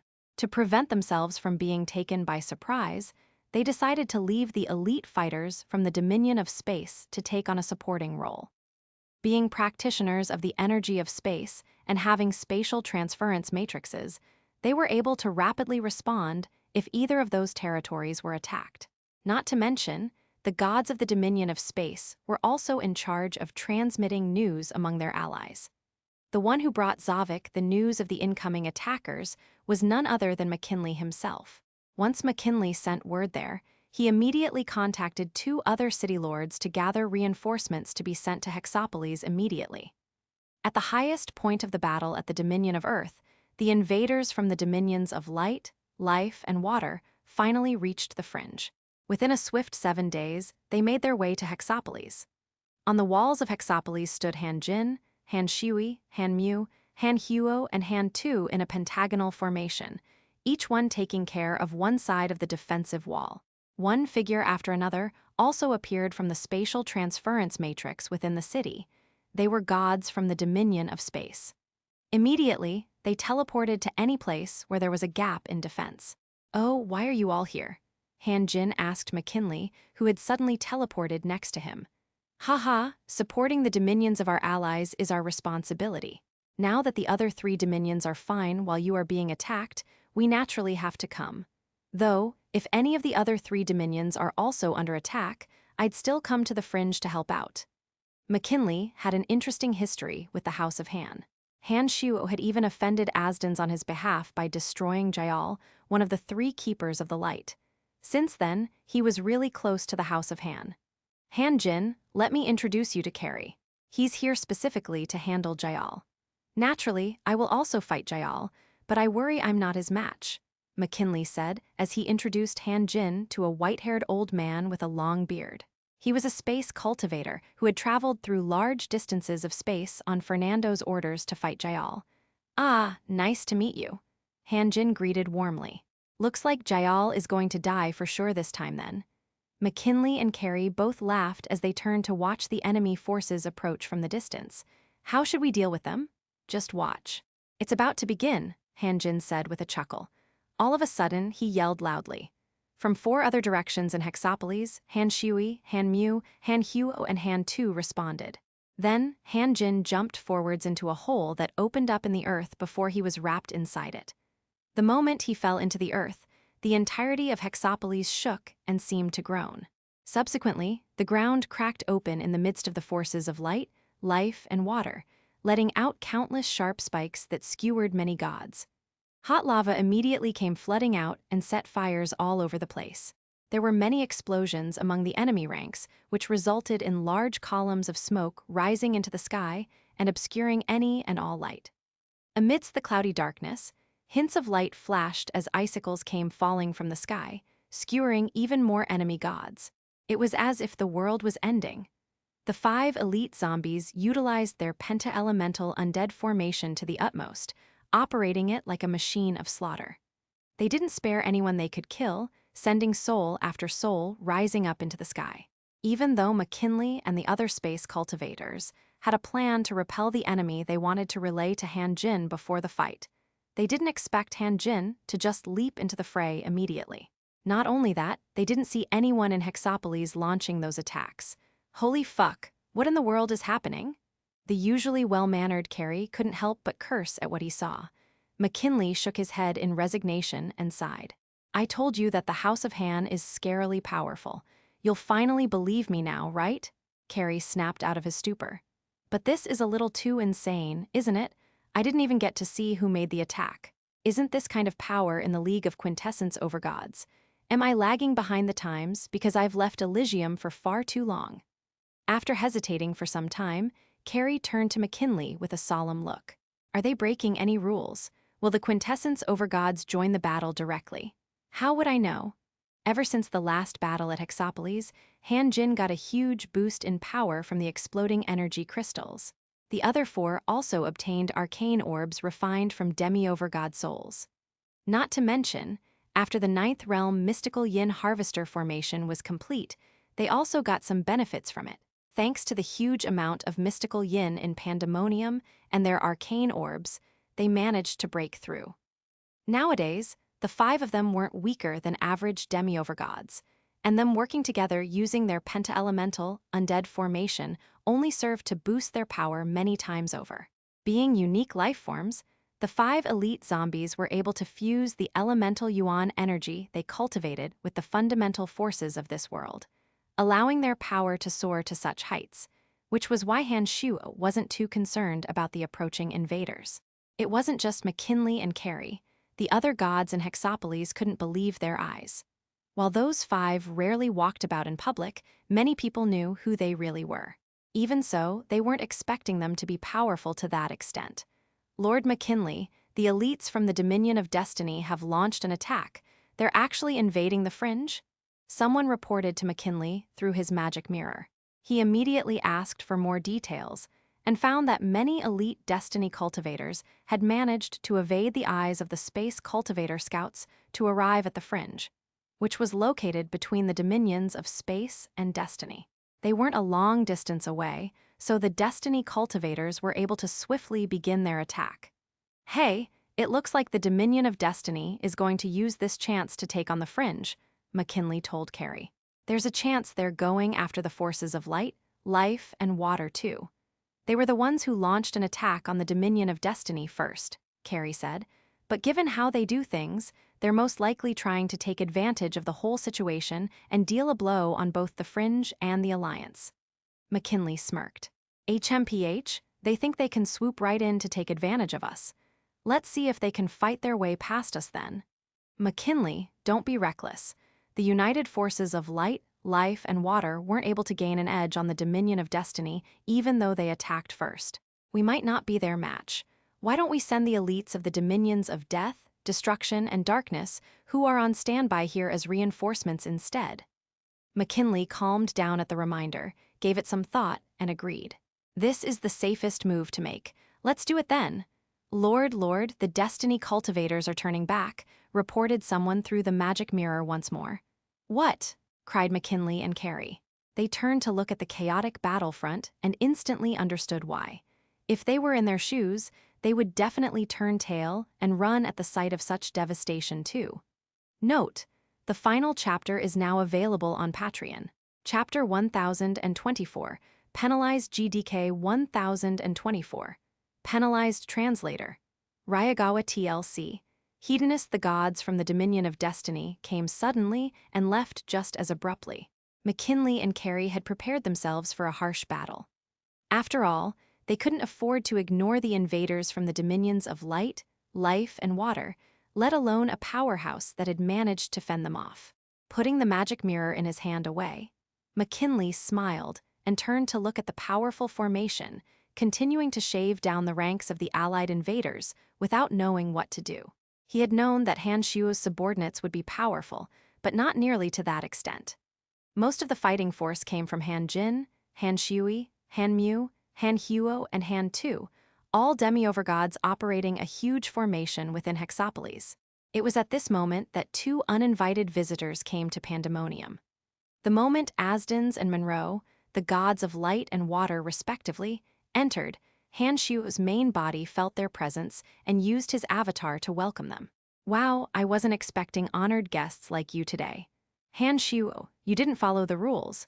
Asdens accused in a deep voice without a slightest hint of a smile on his face. At the same time, Han Shuo's main body underground also noticed the goddess of life arriving at Hexapolis and letting out a large storm of life force to heal the gods on their side. before using another life storm to disrupt the souls of the 5 elite zombies to interrupt them from using their penta-elemental undead formation. His expression turning grim, Hanshu snapped, "Asdens Monroe, what is the meaning of this?" At the same time, spatial pathways opened up in Pandemonium, out of which Fernando, Ammon, Nestor, and Kratos emerged. They all glared at Asdens and Monroe angrily. "What did those 5 do outside Hexapolis?" Monroe shrieked. "Half of our army died by their hands. How could this happen if not for rules being broken?" The 4 who just arrived were stunned when they heard it, though they didn't have a full grasp on the situation. Fernando turned to Hanshu and said, "Is that really true?" Hanshu nodded. "Those 5 are demi-overgods. Not a single one of them have the power of quintessence. There are also demi-overgods among those invading the fringe. How in the world was any rule broken? Those 5 may individually be demi-overgods, but they are half as powerful as a quintessence overgod combined." Asdens raged, completely losing any trace of his former calm. "If this goes on, there's no point in continuing the battle. They can sweep the entire Elysium clean if we allow them to continue, so what's the point?" "That's right," Althea said, as she descended into Pandemonium without using a spatial pathway. "Those 5 combined do indeed have the power of half a quintessence overgod, not just 5 demi-overgods. Hanshu, the battle will be pointless if this continues. The fringe will just wipe everything out." Asdens and Monroe immediately began discussing how to penalize Hanshu, while Fernando, Nestor, Ammon, and Kratos supported Hanshu and began arguing with the other side. Pandemonium got really noisy from their nonstop argument, and no side prevailed. "As usual, let's go with a majority vote," Althea suggested to Fernando, since their stalemate wasn't about to break. The 12 quintessence overgods had always resorted to a vote whenever they had disagreements. Even though Fernando knew the numbers weren't in their favor, he had no choice. The old rules couldn't be broken, so he opened up more spatial pathways to bring the other quintessence overgods to Pandemonium. As expected, apart from Hanshu, Hanhao, Fernando, Nestor, Ammon, and Kratos, the others voted to penalize Hanshu. It was 8 against 6, so it couldn't be helped. "Fine, from now onwards I won't let them work together, lest you accuse me of bullying you," Hanshu said, shrugging. "No, those 5 can't fight at all. I noticed that any 2 of them working together will more than double their power." Lena said, "I don't know how they do it, but as long as they're together, they can muster some kind of destructive power, and each additional person causes their power to rise 10 times or more. Those 5 can definitely not join the fight." Hearing that, those that opposed Hanshu's side looked even grimmer. They weren't worried about the 5 elite zombies themselves. Instead, they were concerned about Hanshu, who had made them with his demonic arts. If Hanhao, a practitioner of demonic arts and a unique life form, could gain a quintessence, how powerful would Hanshu be since he had been cultivating demonic arts the whole time? The thought of Gu Tianzai breaking through the universes and heavily wounding the All-Mother was terrifying enough. If Hanshu had even a part of his power, even if they got rid of the All-Mother, they wouldn't be able to deal with Hanshu. That was why many of them had secretly decided they would wipe him out after he broke the barrier of Eternia, no matter the cost. "Fine. It's not like I have the numbers to oppose your side anyway. Why not make a few more unfair rules while you're at it?" He noticed that apart from Fernando, who seemed to have his side no matter what, even Ammon, Nestor, and Kratos seemed cautious of him. The 5 elite zombies had indeed shocked them too much with their power. If this went on, even his 3 allies might consider what would happen after the All-Mother was taken care of. He knew that this wasn't the time to agitate them, lest his side lost even more before they even broke the barrier of Eternia. This will be it. Those 5 will not be allowed to join the fight. The battle shall continue, Althea decided. "Althea, how many more are needed?" Asdens asked, wincing at the thought of all that lost life. The side of light, life, and water had suffered immense casualties at the hands of the 5 elite zombies right after a losing skirmish at the Dominion of Destiny. Later, the side of wind, fire, lightning, and earth launched a surprise attack on the Dominion of Light and caused them even more losses. Now, his Dominion was the weakest of the 3. He was beginning to feel like the fighting should stop. "I'll be done soon. I don't know about him," Althea said, trying to divert their rage on him. "How many more?" Asdens, Monroe, and Lena asked with an angry look. "I'll be done soon too," he answered awkwardly, knowing that they were in a terrible mood. The gods of earth, wind, fire, and lightning who had suffered heavy losses too didn't seem to fare any better. If he really told them that the more dead the better, they might just lose it right then and turn against him. "If my dominion no longer has any gods to fight, don't blame me for breaking the rules and wiping out every one of yours." Asdens snapped before angrily leaving. Monroe and Lena shot him another angry look before leaving too. The other gods humphed awkwardly before leaving through their spatial pathways, while Althea shot him an odd look and left by flight instead of using a spatial pathway. "All right, we need to go about this moderately. Better start holding back," Kratos said with a pat on Han Xiu's shoulder. "If this goes on, those fellows will lose control of themselves. What do you think? I've never been an instigator. I'm always a pacifist. If anyone doesn't come to offend me, I would never offend them." He shrugged and put up his most innocent look. "We're talking about him," Nestor said as he pointed to the silent Han Hao. "As the fight goes on, the god hunters in all the dominions have caused heavy damage. We can't let that go on." "I see." Han Xiu nodded and gave Han Hao a look. "It's fine, you guys should head back too. The battle at the Dominion of Earth is still ongoing." "All right." Nestor and the others nodded before leaving through the spatial pathways. "I, for one, support you," Fernando said when he was the only one remaining before vanishing. "I'll make sure to leave your dominion alone intact in the future," Han Xiu said with a sinister smile. Chapter 1025. I am ready. GDK 1025. I'm ready. Translator. Ryagawa TLC. Hedonist. The 5 elite zombies no longer participated in the battle, but the damage they had wrought was already enough to cause the remnant forces of light, life, and water to no longer threaten the space cultivators stationed at the fringe. In the end, they had no choice but to retreat, lest the army be completely annihilated. Later, the battle at the Dominion of Earth saw the sides from earth, wind, lightning, fire, darkness, destruction, death, and the fringe suffer relatively heavy casualties. Even quite a few of Wasir and Salah's men perished. Asdens had said quite a threat before he left the fringe. Among all the factions, the light, life, and water side suffered the greatest casualties and stopped making any provocations. The other dominions also didn't test their bottom line and left them alone. As for the Dominion of Destiny, nothing really happened there. Ever since they had retreated from the fringe, they seemed to have quieted down and didn't attack anywhere else either, choosing instead to hole up in their own dominion. Gradually, the only battlefront that remained was the one at the Dominion of Earth. With the forces of earth, wind, lightning, and wind all deployed there, Nestor and the rest no longer had the upper hand, and the tide quickly turned against them. When the three started racking up casualties, they pleaded with Han Xiu to cease the fighting as soon as possible. After all, Althea did announce that her mirror had sufficient souls. Although Han Xiu had wanted more souls, he had no choice but to compromise and also announce that he had enough. With that, the Battle of the Gods came to an end. The battle had lasted a whole 50 years, with the side of light, life, and water suffering the heaviest casualties. 2/3 of the gods and their dominions were gone, with many cities burning to ruins and uninhabited. The dominions of earth, wind, lightning, and fire were next, earth especially as the battle fought there was the most intense. They had already suffered a huge loss from the very beginning fighting against darkness, death, and destruction, and the attack on their home ground caused them to lose too many gods. During that battle, Nestor and the rest didn't fare too well either, with many of Salah's and Wasir's men perishing from the fight. As for the Dominion of Destiny, they managed to preserve much of their forces as they were only attacked once by the allied forces of light, life, and water, and didn't engage in the other battles. Needless to say, the Dominion of Space lost the least number of gods, being mainly put in charge of transport and communication. They only joined the final battle at the Dominion of Earth to help their allies, but it didn't last long before Han Xiu announced that the cauldron now had enough souls.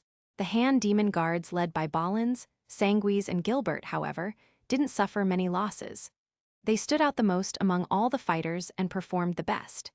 Using expert coordination, they shocked the entirety of Elysium with their prowess, now hailed as the strongest unit of fighters across all of Elysium.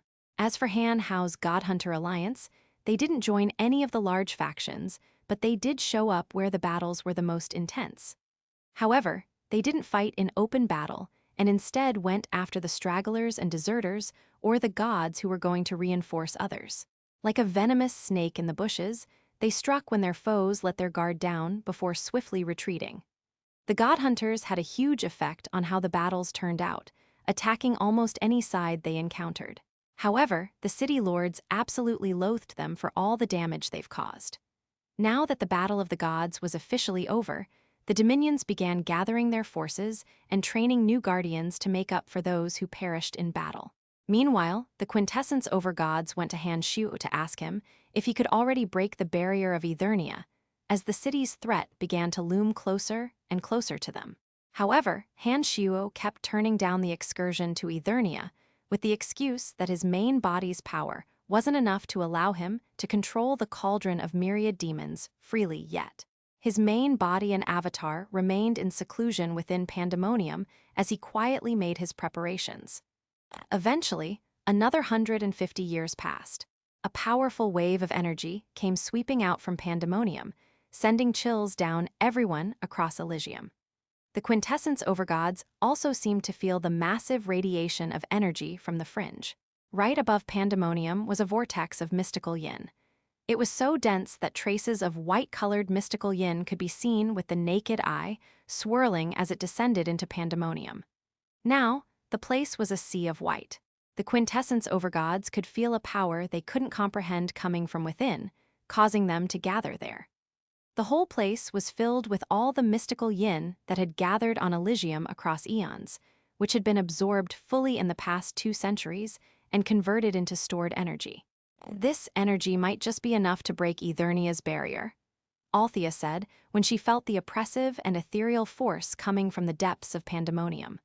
After being compressed heavily, the mystical yin now took on a mercurial form.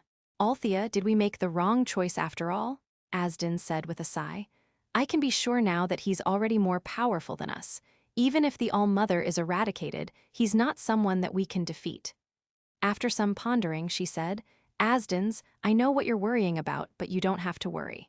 The moment Eternia is destroyed, we won't be the first ones to take the fall. Monroe's eyes glowed as she smiled and nodded. That's right. To the All-Mother, he's definitely the biggest threat. He uses an energy that doesn't belong in this universe, the same energy that the being used to injure her. He should be the All-Mother's top priority. The others nodded and smiled. Nestor, Ammon, and Kratos also seemed rather unsure, having been startled by the staggering force emanating from Pandemonium. They were also doubting whether siding with Han Shu was the right choice to make. The only one who seemed happy about it was Fernando. Now that Han Shu's power seemed to not belong in this universe, he finally had hope of being able to leave this universe. To Fernando, the stronger Han Shu was, the better. A long roar could be heard from underground. All of a sudden, the mystical yin that gathered there swirled into the depths at lightning speed, concentrating to a single point in a few minutes' time, causing another wave of powerful energy to sweep out. Then, a large crevice opened up at Pandemonium. A figure shrouded in white mist emerged from it, the mercurial mystical yin flowing nonstop around his body as it got more and more compressed as the power from the figure grew stronger.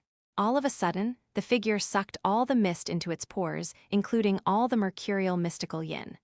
Gradually, he returned to normal human form as the other gods watched. At the same time, a spatial pathway opened and a gigantic bone throne emerged from it. Negative energies like evil, cruelty, hate, wrath, and violence emerged from Han Hao, who was seated in the throne. He kept his eyes on Han Shu as he muttered, Father, you're finally at the Diablo realm. You're the lord of all demons. Then, an intense light shone from his body. When it slowly receded, Han Shu walked towards them with a smile, dressed in his signature black clothes. I'm ready, he said. If possible, let's head out now. The 12 who had been waiting for this day for tens of thousands of years nodded. Fernando didn't say anything else either, knowing that the rest were anxious to get the whole thing over with.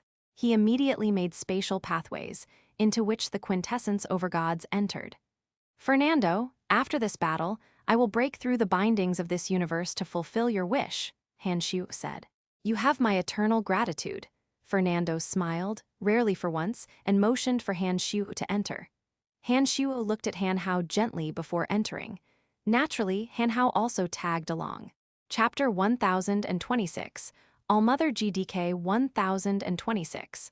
Allmother Translator. Ryagawa TLC. Hedonist Eternia continued to creep along the cosmic ether, slowly nearing the center of this universe and Elysium. Countless lights were being released around the city, weaving together into a protective net around the mysterious castle-like city.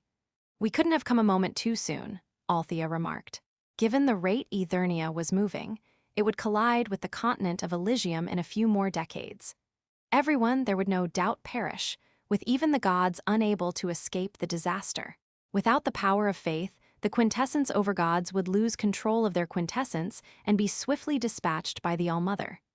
Han Shuo, break the barrier, quick, Monroe said, staring at him hatefully. If you can't break it, we'll wipe you out first. Our dominions have paid a huge price in order to make this happen. Monroe, since when did you have the right to bark at me like that? Han Shuo snapped coldly. You, she angrily tossed a body of crystalline water towards him. 2 centuries ago, Monroe had suddenly appeared and did the same thing to his avatar to humiliate him.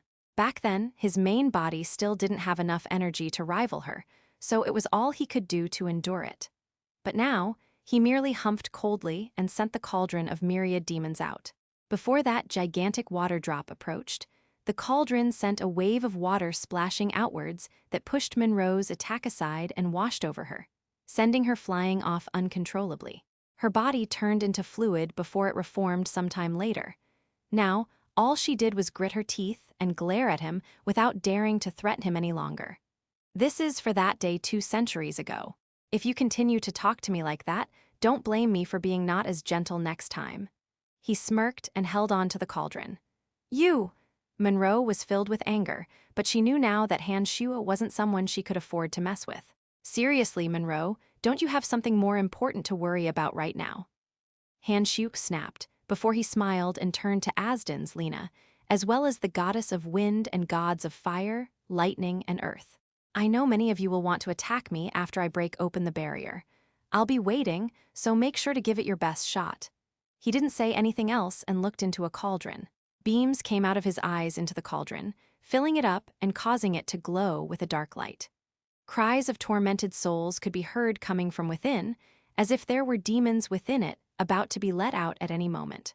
As that occurred, the cauldron grew in size until it was a black sphere adorned with many ancient and arcane characters alongside many ghastly faces. An ancient, mysterious, and evil energy began to slowly leak from the cauldron. Then, the formation of the stars and moon could be seen on the black spheroid, followed by the appearance of mountains, lakes, and all sorts of scenes of nature. Gradually, it began firing one dark beam after another, each one of them having a life of its own and shrieking as they left the cauldron. The beams gradually grew in size as they struggled to devour one another before growing into an unimaginably large blood of dark light. Then, an odd sound could be heard coming from Eternia. The barrier that was formed from the strongest energies of this universe actually began to crack. What a terrifying power! Eternia's barrier is really cracking, exclaimed the goddess of wind, Balor. The other gods seemed to have mixed feelings about the matter as they watched the barrier slowly crumbling. On one hand, they had been waiting for this day for who knows how long. It was a miracle unfolding before their eyes. On the other hand, the energy coming out from the cauldron was so terrifying that they couldn't help but feel hostile towards it. They were worried that Han Shu would be a blight to them before the barrier even fully collapsed. Then, a clear, crackling sound could be heard from the colorful barrier. It had protected Eternia for eons, but now it was slowly coming apart, revealing holes through which people could see.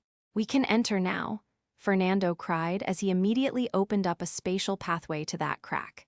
At that moment, the quintessence overgods that stood at the pinnacle of Elysium began to turn to one another, hesitating. They didn't dare to be the first to step through the pathway. To them, the All-Mother was the most terrifying existence in the entire universe. In their long lives, the trauma they had suffered from their fear of her was so much that they were hesitating at this crucial moment. If she doesn't die, you will anyway. What's there to hesitate about? Han Shuo said, his eyes glowing paradoxically dark. He continued to pour in more power into the cauldron to make the crack bigger and bigger.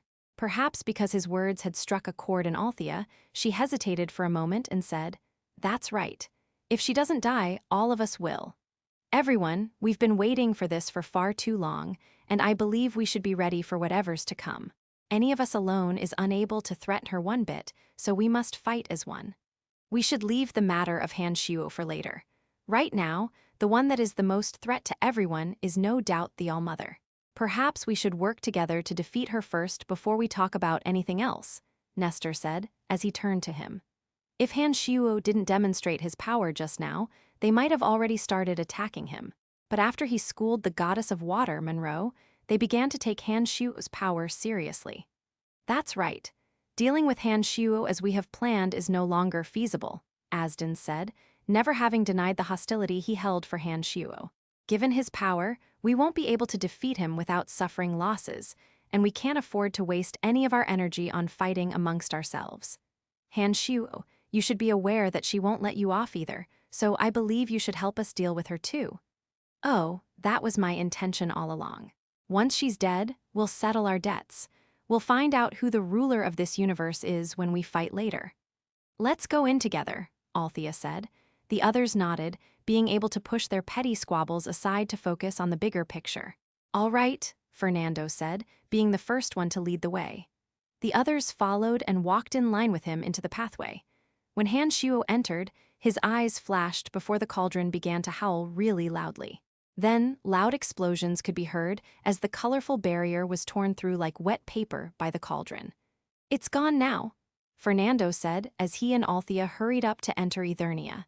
Han Hao and Han Shuo tagged closely behind. When he stepped onto Eternia, he almost forgot to hold onto the cauldron. They all stood on the ground of Eternia that was made from an unknown rocky material. There wasn't the slightest sign of life there, only incredibly dense elemental energies that were not one bit weaker than the power of the quintessence. Han Shuo spread his consciousness throughout the entire place and didn't feel any signs of life. It's as if the whole place was dead. "There's no sign of life here at all. What's going on?" Han Shuo said before he turned to Lena, the goddess of life. "Do you feel her presence here?" "My power comes from her, so even if she is right next to me, I won't be able to detect her presence," she said with a resigned shrug. "We have to find her first," Fernando said, looking rather troubled. Ever since he came, he had been teleporting all over the place but didn't find a single trace of the All-Mother. He was running out of ideas. "You're finally here, my dear children. I've been waiting for you for a long time," said a gentle voice all of a sudden that seemed to have come from the top of Eternia. "You're all standing on me right now, my dears. Why are you still looking?" Chapter 1027 End, Finale GDK 1027. Finale Translator. Hedonist, Ryagawa. Before the echo faded, Eternia began to transform. The barrier that Han Shuo destroyed instantly repaired itself, enveloping Eternia in iridescent lights and trapping all the intruders within. Then came a series of terrifying explosions, all so powerful that they caused the entirety of Eternia to rumble. An enormous egg erupted from the center of Eternia amidst the explosions. Immediately, the elemental energies from all over the universe began gushing towards the egg, covering its surface with colorful, moving stripes. Before long, the enormous egg cracked. A dazzling woman emerged with a faint smile on her face, sporting a pair of enchanting eyes that seemed so deep that it contained galaxies within. Her lustrous hair shimmered with all colors, and her skin was a radiant, translucent tone stretched across her voluptuous, naked body. Surely, the concept of beauty itself was derived to describe her visage. Then, with a wave of her hand, the shattered eggshell glowed and transformed into complex linear patterns that wrapped tightly around her body, forming strange yet beautiful patterns. The halo around her grew more distinct as she gradually exuded an austere, intimidating aura that kept growing stronger with time. The 12 overgods immediately locked their gazes at her, perceiving her as a hostile threat as their faces turned grave and pale. "All-Mother," greeted Althea in a respectful voice before turning to her fellow overgods and sternly yelled, "What are you waiting for?" Immediately, The overgods cast every last bit of hesitation out of their minds and activated their quintessences. Some held them in hand, others wore it on their chest, and some manifested them in their eyes. If they were ever to stand any chance against the All-Mother, it would only be possible if they attacked with all they had. Channeling their force through the quintessences which they came to dominate with the power of faith, they unleashed their full, apocalyptic might, pushing the power of their quintessences to their very limits right from the get-go in hopes that it would annihilate the All-Mother. Raging fire, frigid ice, wrathful lightning, roaring wind, blinding light, all-consuming darkness, and other energies went blasting towards her, but she did not seem the least bit concerned. "Oh, my adorable children, it was me who had bestowed power upon you. How could you hurt me with what I gave you in the first place?" The All-Mother remarked with a benevolent smile, as if she was nagging at naughty little children. Dazzling, iridescent rays of light suddenly shot forth from her body, before interweaving to form a barrier similar to the one enveloping Eternia.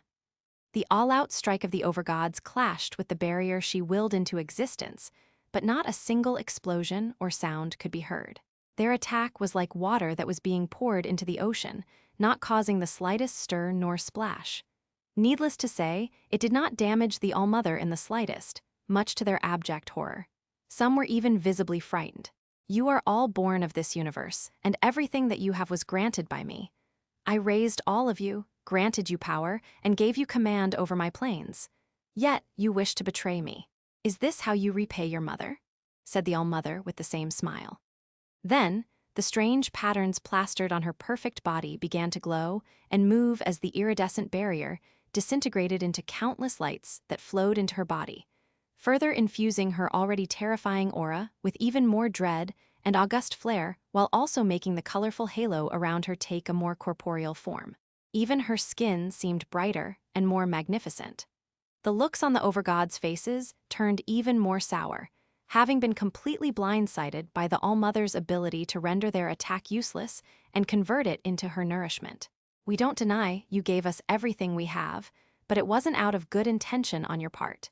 You only wanted to make us servants with which to maintain your grip on the universe. Despite possessing the quintessences, we could only borrow its power but never truly possess it. You've never treated us as your own children, but as slaves," said Althea calmly, shooting the All-Mother a grim look. "So, what's wrong with that?" The smile on All-Mother remained warm and kind. "You are all my children. It is only right that you take part in my work and grand design. And you, Althea, are my favorite for being the most impressive of my children. But do you really think that you can harm me just by joining hands with them?" "Of course not. I knew that we would never be able to harm you. You could easily destroy all 12 of us without breaking a sweat even when you were severely injured with only a fraction of your power. Had you done that, however, you wouldn't be getting a constant supply of the power of faith, so you chose to control us through the 12 quintessences like you always have." "That is correct." The All-Mother seemed pleased. "You are indeed the smartest of my children. I did indeed deliberately spare your lives. If I had killed you all, I wouldn't have obtained such enormous streams of faith power, as choosing new quintessence over gods involves time and trouble. That is the sole reason why you all still exist." All the overgods except Althea were stunned. Even Han Shu and Han Hao were shocked to learn that. "Althea, what do you mean?" Monroe was appalled and horrified. "Are you saying that we should have died long ago? That she left us alive not because she couldn't kill us? Then all the work that we had done for all these years had all been in vain? Was our fate ordained from the start? You bitch. You knew everything and kept it to yourself. Fuck you, Althea, you fucking treacherous bitch." Monroe, the goddess of water, could no longer hold it together after learning the truth. "Isn't that better? If I had told you the truth back then, your life would have been filled with dread, and you definitely wouldn't have done my bidding. At least I gave you a purpose in life," replied Althea indifferently. "How could you do this to us?" cried Lena. "Our power came from All-Mother. No matter how weak she is, we cannot kill her. This is a fact that nobody can change." Althea turned to look calmly at All-Mother and asked, "You left us alive for so long till now so that you can retake our power on this day, right? And once you absorb our energy, you will recover your power fully and release the quintessences once more to raise another cycle of overgods, correct? It seems that I have overlooked some things after I was hurt. Have you removed the seal, Althea? The All-Mother gently raised an eyebrow as though something was out of her expectation. Yes, I have. Every few billion years, you would gather all the quintessence overgods, assimilate their energy, annihilate their body and soul, and select a fresh batch of quintessence bearers, but I will always be spared. In every cycle, you would just seal off my memories and some of my powers before making me reincarnate to become the destiny goddess again and again. If my count is right, there have been 9 cycles, and all 99 of the overgods had their energy taken and their souls destroyed. If it wasn't for that person hurting you so badly, I would still be blinded from the true essence of destiny and remain your helpless puppet. Oh, so you have found out about your past. Big deal. But so what? What else can you do about it? Soon, I will rid you all of your power. And you, Althea, will have your memories sealed once more. You will be reincarnated again and again, managing the trajectory of the universe's destiny for me and supplying me with destiny energy from every part of the universe. This is your destiny as it has always been, as it currently is, and as it ever will be. The All-Mother put her hands together, causing her eyes to glow like a pair of blazing suns. All of a sudden, 12 glowing vessels of different colors emerged from every corner of Eternia, each of them emanating a distinct aura corresponding to each of the 12 fundamental forces as immense energy waves. "Quintessence vessels," cried Asdens in terror. The quintessence on his chest was going berserk and dragging him towards one of the quintessence vessels. It wasn't just Asdens. All the quintessence overgods, except Han Hao, started losing control over their quintessences and themselves. Struggle as they might, they couldn't stop themselves from being drawn towards their respective vessels. "I cannot resist you, but I can kill them." Althea suddenly let out a wild shriek, and the mirror of destiny in her hand glowed with strange, colorful lights. Fine threads, representing the orbits of life, surfaced from the mirror and entangled with one another. Soon enough, the billions of threads intertwined to form 11 bright and thick threads. As soon as those 11 threads took shape, all the overgods felt a pull on their divine souls, causing them to jolt once more. "Althea, what the hell are you doing?" Nestor shouted, absolutely horrified. "You can never escape from her, but at the very least, I can make sure your death isn't in vain." Althea gritted her teeth and started to pull the 11 thick strands with all her strength. "Damn you, Althea." The All-Mother, who appeared calm and unhurried the whole time, finally showed a hint of true emotion. Wrath. She pointed at Althea and shot a stream of colorful beams at her. Knowing that she cannot resist the power, Althea immediately turned to Han Shuo and shouted in a panicked voice. "Help me, Han Shuo. All these souls I had gathered from all those wars are for this moment. Once the threads in my mirror are broken, their divine souls will shatter with their quintessences and the All-Mother will be weakened. Only then will you stand a chance at killing her." "Han Hao, attack," Han Shuo ordered after making his decision in a split second before he charged towards Althea. He hurled the cauldron of myriad demon towards her as a clump of black light emerged from it and enveloped Althea in a barrier. Even though this meant that Fernando, the overgod of space, would perish, it was Han Shu's one and only real chance at killing the All-Mother. It was a fight for his and the world's survival, something that he had to do even if it meant sacrificing a good friend. The two energies representing the pinnacle of power from their respective universes clashed, creating a blinding burst of light that lit up every inch of Eternia.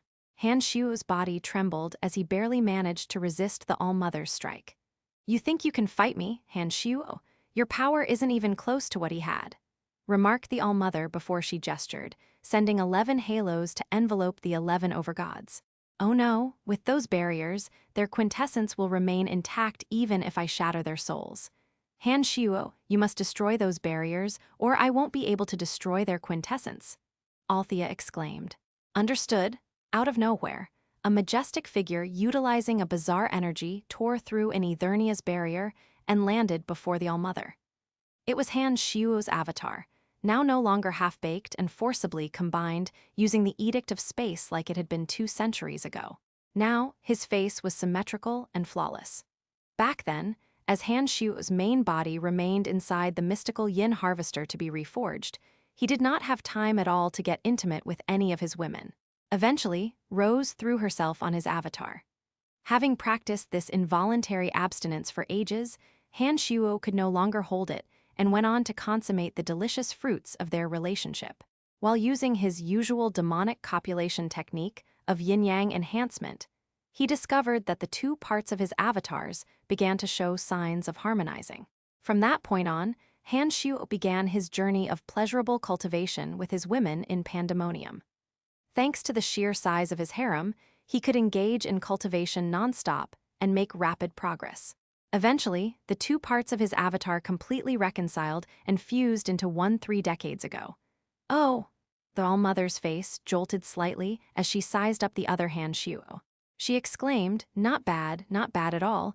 You have managed to fuse all 12 fundamental forces in that body. It is comparable to mine in my youth. Excellent. I can directly assimilate this body of yours and grow my power to a new peak. Han Hao, attack, shouted Han Shuo. His main body and his avatar then charged at the All-Mother. Meanwhile, Han Hao, who was on his white bone throne, activated the 7 bone spurs on his back, releasing a burst of aura filled with extreme dread, desperation, and hatred. His 7 bone spurs assailed the radiant barriers, enveloping the overgods, while he charged towards the All-Mother alongside Han Shuo. Han Shuo sent forth 100,000 demon generals from the cauldron, while his avatar charged up the 12 fundamental forces into a giant beam. Han Hao concentrated his negative energy on his bone spear. All 3 of them attacked with their full power. Had it been any of the quintessence overgod, they would have no chance of surviving this attack. The All-Mother put on a grave look. Suddenly, a strange light flashed in her eyes, and she shrunk into a sphere, once more enveloped in a giant eggshell. The attacks landed on the mercurial shell produced loud explosions, but didn't seem to shatter it at all. It appeared as though the energy of Han Shuo's avatar did not have much of an effect on the eggshell. Only his demonic energy and Han Hao's negative energy caused the eggshell to shake. "Keep it going," shouted Han Shuo. The hundreds of thousands of demon generals emerged from the cauldron and attached themselves to Han Shuo's arm, forming an enormous, terrifying fist. He punched on the eggshell with all his power. The strike contained the full power of Han Shuo's main body and every demon general in the cauldron. It was Han Shuo's ultimate attack. When it landed, a high-pitched ringing could be heard as cracks finally formed on the eggshell. Before Han Shuo could throw a second punch, the All-Mother re-emerged with bits of eggshell sticking to her skin, forming colorful lines. Her bright, translucent skin seemed to have turned a hint dimmer. She hastily retreated a great distance away before she snapped, "How dare you? I am the creator. Worship me." Then, she performed a bizarre gesture with her 2 hands, causing a new quintessence vessel to appear out of thin air. This vessel glowed with a dark radiance and seemed much bigger than the others. It shimmered with an even more ancient and mystical power, echoing not just the All-Mother's aura, but also the sinister aura of Han Shuo. As soon as the quintessence vessel appeared, it streaked across the sky almost instantly and buckled on the top of Han Hao's head. Immediately, Han Hao began to stare blankly at the All-Mother. His 7 bone spurs that were shooting towards other quintessence overgods suddenly froze in midair. "Han Hao, you are my son, my only son," said the All-Mother with a warm and kind voice as she shot him a loving gaze. She smiled and asked, "Your father wants to kill me, he wants to kill Mother. Son, are you going to let your father kill Mother?" "No," replied Han Hao in a monotonous voice. After staring for a while, he pointed the bone spear in his hand towards Han Shuo. What the fuck is going on?" Han Shuo was completely flabbergasted. He looked to Han Hao and then back to the All-Mother with a feeling that everything was about to come collapsing down. The All-Mother was still all smiles. "Good boy, Han Hao. Now, Han Shuo, did you think your bloodline alone and your imperfect demonic arts was enough for him to grow nearly as he is now? Oh, Han Shuo, ever since this child got the gravestone, a trace of my blood and stigma manifested within him. You were completely oblivious to it. There's no way he would have been able to mature so quickly without my blood and stigma to the point he could rival you in power. Do you really think that a new quintessence would just form out of the blue?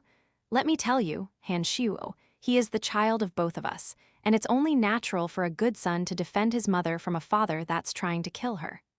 Those words explained everything. Han Shuo finally understood how Han Hao was able to improve so quickly, and even form a brand new quintessence, which didn't need the sustenance of faith, unlike Nestor's or the others. The All-Mother had planted a seed within him long ago, a seed that kept on festering the whole time. "What did you do to him? He's definitely not himself," Han Shuo bellowed. His heart clenched at the sight of Han Hao pointing the bone spear at him. "Don't worry, you will die, but he will outlive you. He is the only true child I've ever had in my eons of life, my firstborn." Althea was right. "I have always considered the overgods mere slaves. They are not fit to be my children. They don't have my blood nor stigma. Ha ha ha ha. Han Shuo, I really owe you my gratitude. Without your blood and the knowledge of demonic arts that was transferred to him, my child wouldn't have grown so powerful. Rest in peace knowing that our son will be the sole ruler of this universe.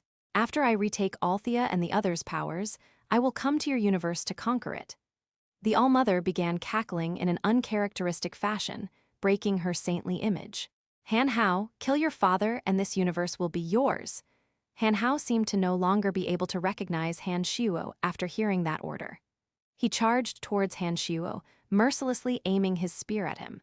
At the same time, the All-Mother tried to hold back Han Shuo's main body as she began collecting the 12 quintessence vessels. Even with her power not at its prime, she was not someone Han Shuo could easily take on. She was easily able to push Han Shuo back with such force he couldn't afford to not evade her attacks. "Han Hao, snap out of it. I am your father, your only parent." Han Shuo's main body and his avatar both yelled in an attempt to snap Han Hao out of it. He couldn't bear to hurt him and kept on evading instead. His avatar tore into the surrounding space, while his main body continued to retreat from the All-Mother's attacks and slowly suffered damage from her 12 fundamental forces. His arms, chest, abdomen, and waist were all hurt. Even with his invincible omen body, he wasn't impervious to All-Mother's attacks, as was apparent from the blood all over him. He had no choice but to continue sacrificing divine souls within the cauldron of myriad demon to mitigate the damage he suffered. "Accept your fate. I have found out about you long ago, and you are but a pawn in my grand scheme. The only reason you managed to live till now wasn't thanks to Fernando or Althea. I needed you to grow strong enough so my son could continue to improve. Not to mention, I will be partaking in the energy you have amassed. Ha ha ha. Once I collect the energy from your two bodies, I will use your techniques to overcome the great divide between the universes and head to your universe, and do as I please. Know that your destiny has been written and you'll never be able to change it." The All-Mother was all too happy at Han Shuo's increasingly battered state. Althea, who was watching from the sidelines, couldn't do anything to help. Her power had originated from the All-Mother herself, so even if she joined in, she wouldn't be able to do any damage to her. In fact, she would be essentially returning her energy to the All-Mother. If this went on, everyone who came to Eternia would be wiped out in one fell swoop by the All-Mother. There was no way she would allow anyone to leave alive. Han Hao's sudden change completely threw Althea and Han Shuo's plan out of whack, leaving them at a huge disadvantage. Meanwhile, Han Shuo's avatar got stabbed through his chest by the bone spear. Han Hao pulled the spear out and immediately aimed for the head. "Wake up, Han Hao. Did you forget the time we fought together in the academy on the Profound Continent? You did all sorts of things for me, helped me teach Lisa a lesson, helped me." Han Shuo looked panicked for the first time. He wasn't able to bring himself to kill Han Hao, and things were growing worse by the second. However, his desperate plea seemed to be working. Han Hao's face suddenly turned blank before he broke into tears, as if there were thousands of sharp blades being drawn through his head at that moment. His eyes turned clear and then blurry again, alternating between the two states. When the All-Mother noticed the change, she seemed slightly taken aback, as if she hadn't expected Han Hao to even be able to resist her stigma. As she was planning to reassert control over him, Han Shuo's main body intensified his attacks like a madman, summoning all 100,000 demon generals from the cauldron and fusing them with his main body regardless of the cost. He kept the All-Mother occupied with an unrelenting effort. "Ag!" Han Hao yelled louder and louder. "I only have a father, I don't have a mother." When he said that, he pierced the bone spear towards the quintessence vessel on his head, causing it to shatter. The 7 bone spikes that had been hovering in the air previously continued their trajectory towards the barriers around the other overgods' heads. "Nuo!" shrieked the All-Mother in full desperation. Althea, who had been waiting for a chance, finally got it and immediately snapped the thick strands extending from the Mirror of Destiny. Then, the mirror shattered. Apart from Fernando, whose quintessence vessel had been broken by Han Hao moments before, the bodies of the other 10 overgods were instantly reduced to dust in a clear, audible explosion, which was quickly followed by 10 explosions within the All-Mother's body. With each boom, color drained from her face. After the final one, she staggered weakly from the power leaving her. Han Hao, let's kill this bitch together, Han Shuo cried. With Han Hao's reason now restored, they worked in tandem and unleashed an endless barrage on the weakened All-Mother, debilitating her current state even further. Meanwhile, Fernando stood with Althea as they watched the father and son ravage the All-Mother, poking thousands of holes through her out of which her life force seeped and waned. Suddenly, the cauldron of myriad demon in Han Shuo's hand sucked the All-Mother entirely into it. Using the energy from the souls of the dead overgods that had yet to dissipate, the cauldron managed to keep the All-Mother sealed within. Han Shuo held the cauldron tightly and said, "Fernando, open a spatial pathway to pandemonium. I'm going to use it to slowly grind her down to non-existence." Shocked, Fernando immediately made a pathway and let the father and son leave, before going through the pathway himself with Althea. Eternia, now no longer supported by the All-Mother's power, crumbled and imploded into space debris. Back in Pandemonium, the 9th Realm Mystical Yin Harvester was reactivated, but this time, it wasn't infusing mystical yin into Han Shuo's body. Instead, it was using the remnant pieces of soul of the dead overgods and the demon generals from the cauldron, as well as the mystical yin that had been gathered over the years to transmute and refine the All-Mother. Soon, a century passed. With Fernando, Althea, and Han Hao keeping guard, Han Shuo finally managed to grind away at the last remnants of the All-Mother's will and awareness. As he did so, his avatar began to absorb the energy refined from the cauldron gradually. Now that the All-Mother was gone for good, his avatar was magnitudes more powerful than before. Han Shuo finally emerged from Pandemonium and looked at Fernando, Althea, Gilbert, Emily, the 5 elite zombies, Andrina, Phoebe, Wasier, and the others. Smiling, he said, "She's gone for good. From now on, this overlord of the universe is no more." "You are the new overlord of the universe," Althea said with a smile. "Sorry, I misunderstood you.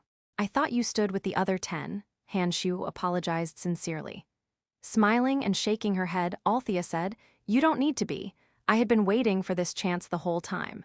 For the sake of achieving my goals, I have done more unspeakable things than I would have liked. Thankfully, you managed to succeed and didn't disappoint me. Not to mention, you're not just another All-Mother. You wouldn't do something as cruel and unjust as she would. Han Shuo, when will you finally open a pathway to another universe for me? I am itching to go out for a walk," Fernando said with a warm smile. "Maybe a century later. I'll let my main body absorb some more energy from this universe and break through to the realm of the exalted Demon Lord. Then, I will be able to establish a pathway to other universes for you. I would like to leave and take a look outside as well," Althea said. Turning to Fernando, she said, "Let's go, we shouldn't disturb him any longer." "Father, you're finally done," Han Hao said. Now he was smiling in a most natural fashion, something previously thought impossible for an artificial life form like him. Han Shuo didn't say anything else and merely ruffled his hair. The father and son could already understand one another without words. Then Han Shuo turned to look lecherously Emily, Phoebe, Fanny, Helen, Lisa, Sophie, Jasper, Sylph, Hemana, Donna, and Rose.